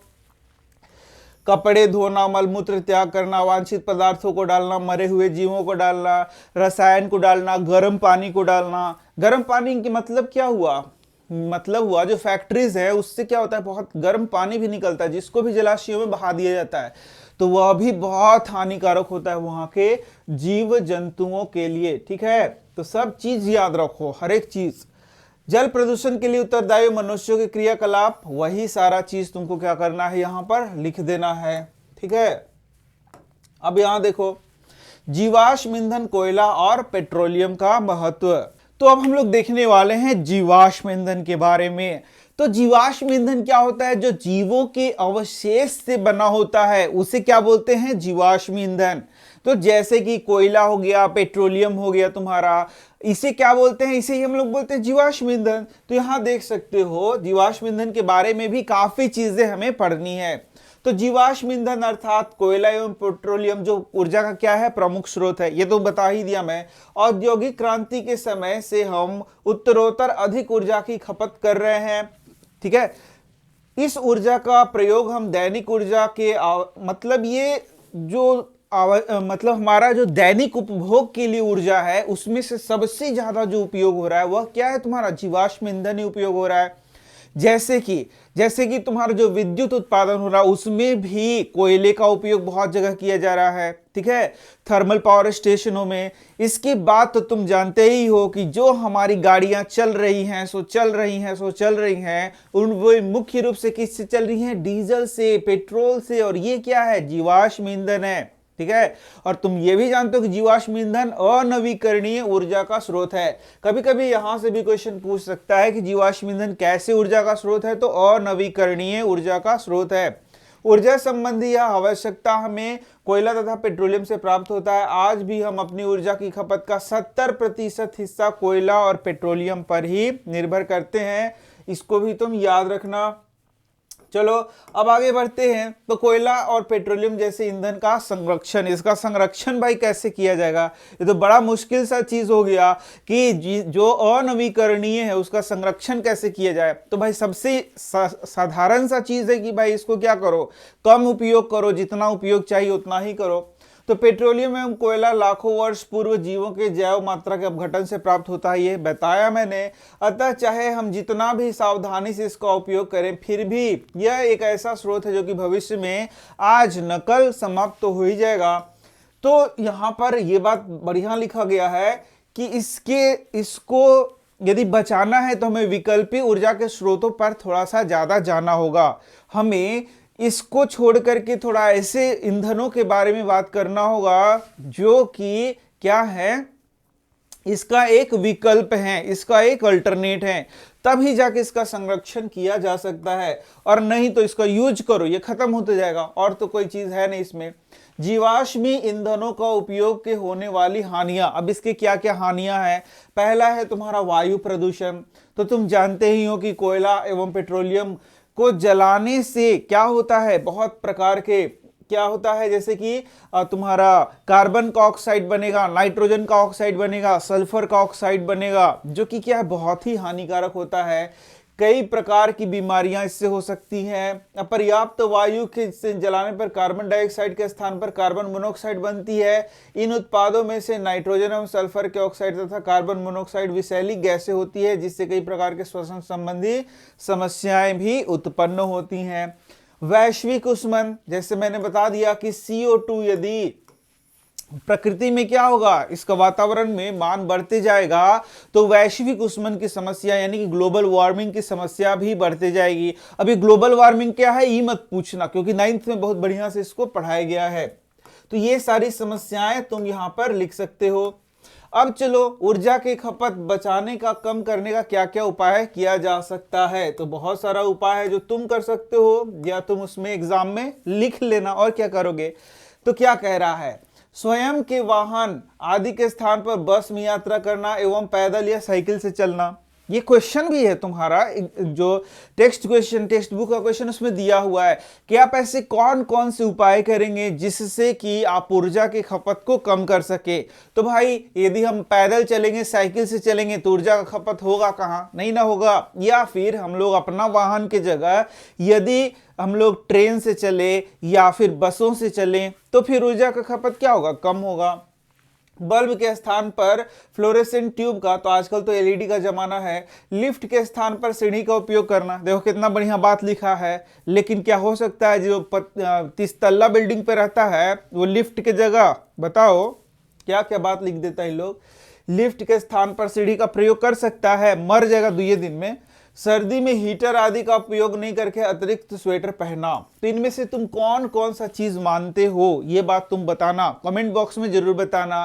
तो कमेंट बॉक्स में ये भी बताना कि तुम्हें ये वीडियो पसंद आया या नहीं आया, और क्या क्या तुम पढ़ना चाहते हो, किन किन सब्जेक्ट के, किन किन चीजों के, विषयों के चीजों को पढ़ना चाहते हो, ये सारा चीज लिखना। लाइक शेयर कमेंट जरूर कर देना, जरूर कर देना।